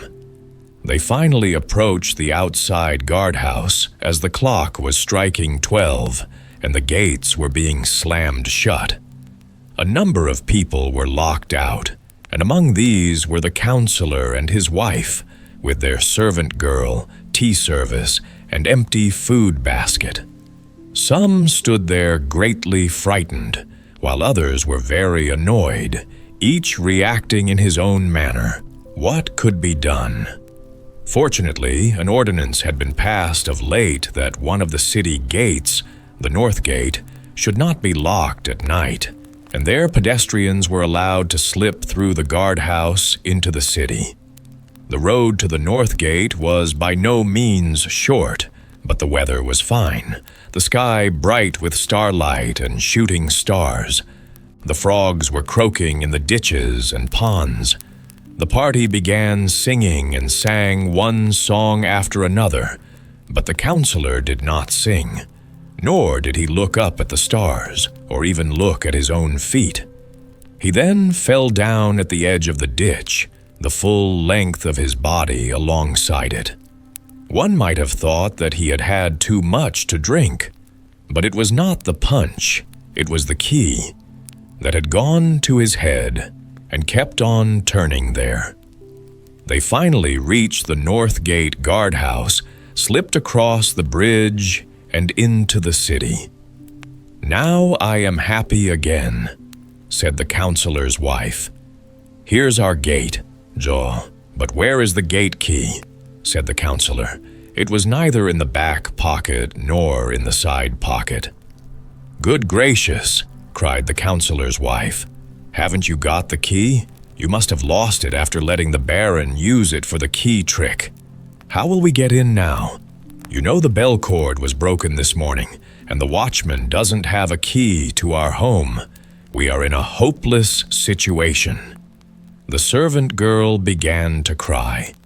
The counselor was the only one who showed presence of mind. "We must break in a window pane at the grocer's downstairs," he said. "Get him up, and then we can get into the building." He broke one pane. He broke two. "Peterson!" he shouted, as the put the handle of his umbrella in through the window panes. Whereupon the grocer's daughter began to scream loudly.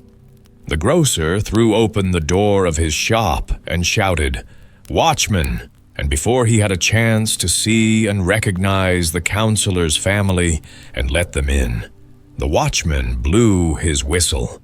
And in the next street another watchman answered and whistled. People appeared in the windows. "Where is the fire? Where is the cause of all the excitement?" they asked, and were still asking such questions even after the counselor was in his room. There he removed his overcoat, and in it lay the gate key, not in the pocket, but inside the lining.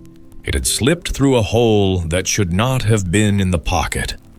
From that night on, the gate key held a unique and great importance, not only when it was taken out in the evening, but also when remaining at home. For in either case, the counselor would show how clever he was by making the key answer questions. He would think of the most likely answer, and then pretend to let the key give it. Finally, he himself came to believe in the power of the key. That was not so of the pharmacist, however, a young man closely related to the counselor's wife.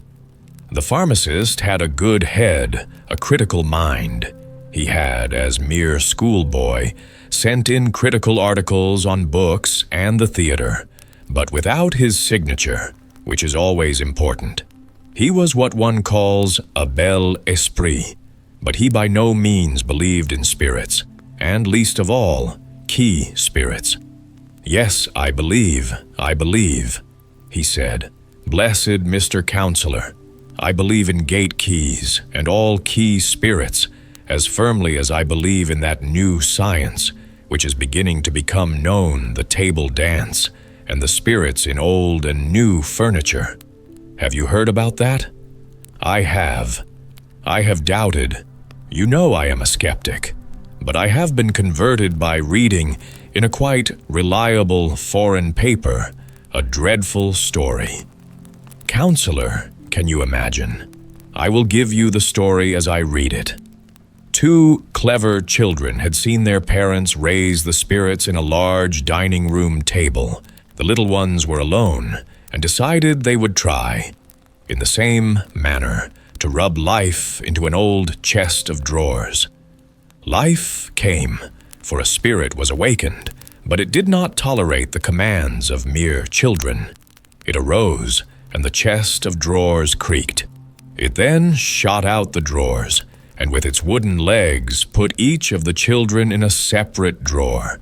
The chest of drawers then ran off with them, out the open door, down the stairs, into the street, and over to the canal, where it jumped out into the water and drowned both the children. Their little bodies were given Christian burial, but the chest of drawers was taken to the town hall, tried for murder, and burned alive in the marketplace. I have read this, said the pharmacist, in a foreign paper. It is not something I have invented myself. This is the truth, and may the key take me if it isn't. I swear to it, on my oath. The counselor found that such talk was all too much like a coarse joke. The two could never speak agreeably about the key. The pharmacist was key ignorant. The counselor made progress in his key knowledge. The key was his diversion and channel of wisdom. One evening, as the counselor was getting ready to go to bed and was half undressed, there was a knock on the front door. It was the shopkeeper from downstairs who was calling at this late hour. He, too, was half undressed, but he had suddenly had a thought, he said, which he was afraid he would not be able to retain through the night. "It is my daughter Lotte I must talk about. She is a beautiful girl and has been confirmed, and now I would like to see her well provided for." "But I am not as yet a widower," said the counselor and chuckled, "and I have no son to offer her." "You must understand me, counselor," said the man from downstairs. "She can play the piano and she can sing. You must be able to hear her upstairs. You have no idea of all the things that little girl is able to do. She can talk and entertain people. She is made for the stage, and that is a good course for pretty girls of good families to take. They may even have an opportunity to marry a count, though neither I nor Lotte are thinking of that. She can indeed sing and play the piano, so the other day I took her up to the singing school.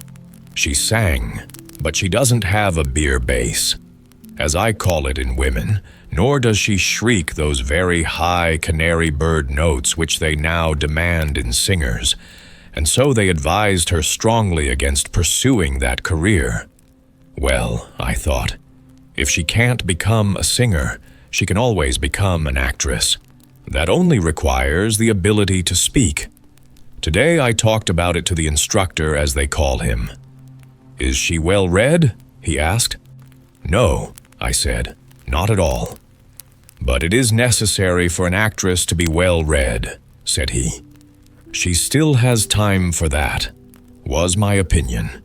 And then I went home. She can go to a rental library and read what is to be had there, I thought.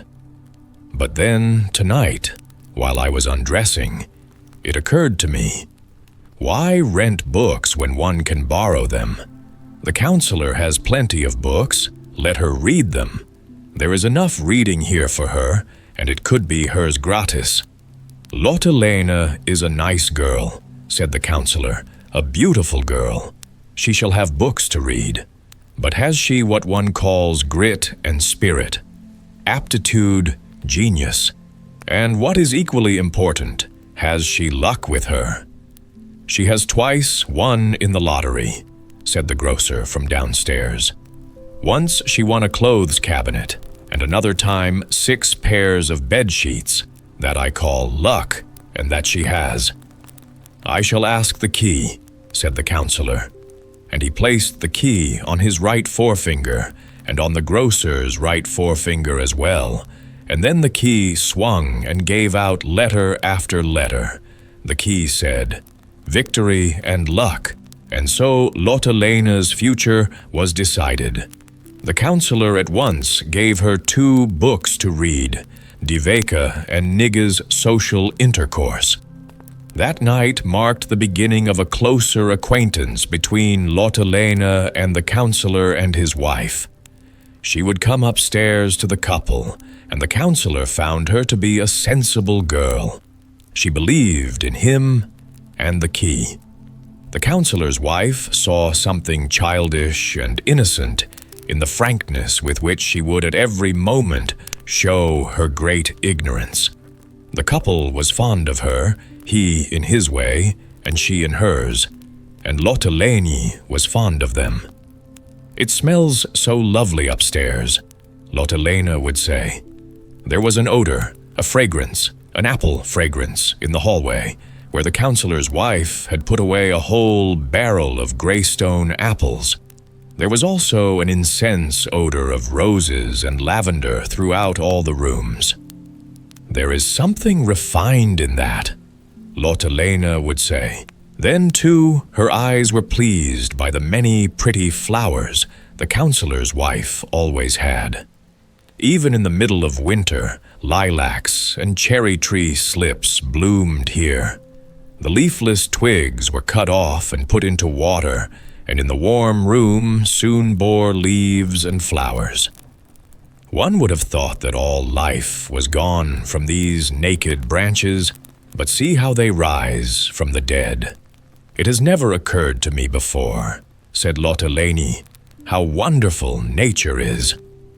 And the counselor let her look at his key book, in which were written strange things the key had said, even about the half of an apple cake that had disappeared from the cupboard on the very evening that the servant girl had had her sweetheart there for a visit. The counselor had asked his key, "Who has eaten the apple cake, the cat or the sweetheart?" And the key had replied, "The sweetheart." The counselor had already thought so before asking the key, and the servant girl had confessed, "That cursed key knows everything." "Yes, isn't it strange?" said the counselor. That key. And about Lotelena it has said, "Victory and luck. That we shall see, I swear to it." "That's wonderful," said Lotelena. The counselor's wife was not so confident, but she did not express her doubts when her husband was within hearing distance.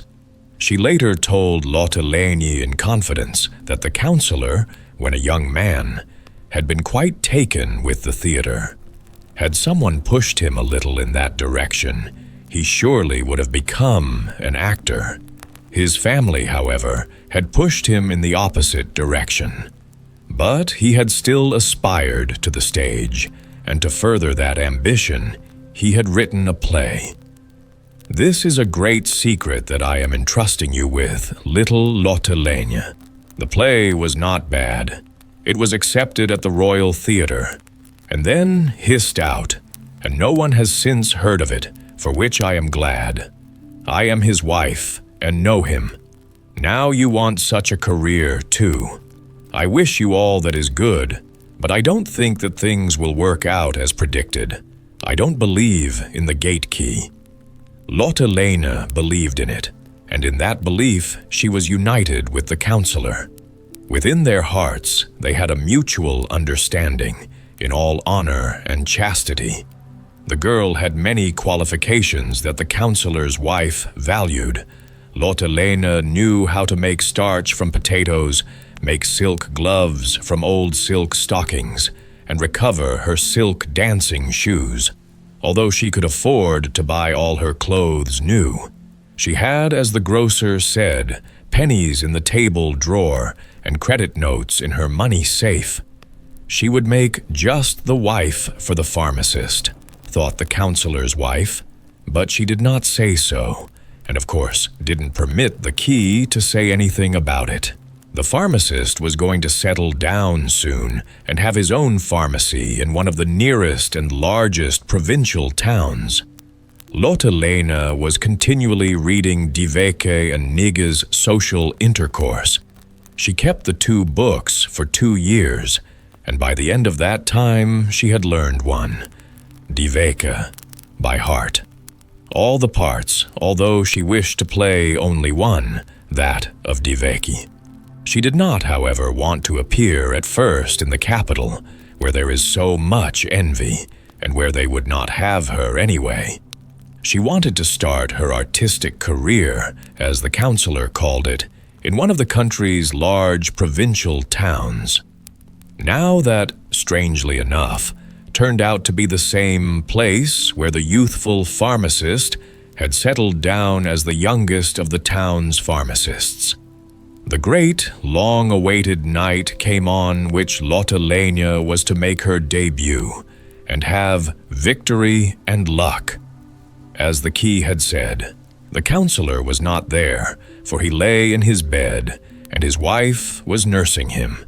He had to have warm napkins and chamomile tea, the napkins about his body and the tea in his body. While the couple was absent from the Diveke performance, the pharmacist was there and wrote a letter about it to his relative, the counselor's wife. Diveki's ruff was the best thing about it. he wrote. "If I had had the counselor's gate key in my pocket, I would have pulled it out and used it as a whistle. She deserved it, and the key deserved it, because of its nasty lie about her victory and luck." The counselor read the letter. It was all spitefulness, he said, key hatred aimed at that innocent girl. And as soon as he was out of bed and was himself again, he sent a short but poisonous note to the pharmacist, who in turn replied as if he had seen only jest and good humor in the whole epistle. He thanked him for this, and for any future contribution to the revelation of the incomparable worth and significance of keys. Next, he confided to the counselor that, apart from his activities as an apothecary, he was writing a great key novel in which all the characters were keys and keys alone. A gate key naturally was the central character, and, patterned after the counselor's gate key, was gifted with prophetic vision and second sight. Around this, all the other keys had to revolve. The old chamberlain's key, experienced in the splendor and festivity of the court. The watch key, small, refined, and distinguished, but worth only a few pennies at the ironmonger's. The key to the church pew, which counted itself among the clergy, and which, from remaining one night in its keyhole in the church, could see ghosts. The larder key, the wine cellar key, and the coal cellar key. All appeared and bowed before and turned around. The gate key. The sunbeams brightened it into silver, and the wind, that spirit of the earth, entered its body and made it whistle. It was the key of all keys. It was the counselor's gate key. It was now the key of the heavenly gate itself. It was the papal key. It was infallible. "Wickedness," said the counselor, "great wickedness." He and the pharmacist never saw each other again, except once, and that was at the funeral of the counselor's wife. She was the first to die. There were sorrow and emptiness in the house. Even the slips of cherry which had thrown out fresh roots and flowers seemed to mourn and fade away. They stood forgotten, for she was not there to tend them. The counselor and the pharmacist walked behind her coffin, side by side, as the two nearest relations of the departed. This was not the time, nor were they in the mood, for quarreling. Lotte Lena tied the mourning crepe around the counselor's hat. She was living in the house again, having long since returned without victory and luck in her career. Yet that still might come. Lotte Lena had a future before her. The key had said so, and the counselor had said so. She went up to him. They talked about the departed and they wept, for Lotte Lena was tender-hearted. But when they talked about the art, Lotte Lena felt strong. "Life in the theater is charming," she said, "but there is so much nonsense and envy. I would rather go my own way. Myself first, then art." Niggs had told the truth in his chapter about actors that she was aware of. The key had not told the truth, but she never spoke of this to the counselor. She was fond of him. Besides, the gate key was his comfort and relief during the whole year of mourning. He gave it questions, and it gave him answers. And when the year had passed and he and Lotte Lena were sitting together one inspiring evening, he asked the key, "Will I marry, and whom will I marry?" No one pushed him, but he pushed the key, and it answered, "Lotte Lena." So it was said, and Lotte Lena became Mrs. Counselor. Victory and luck. And these words had been said before by the gate key.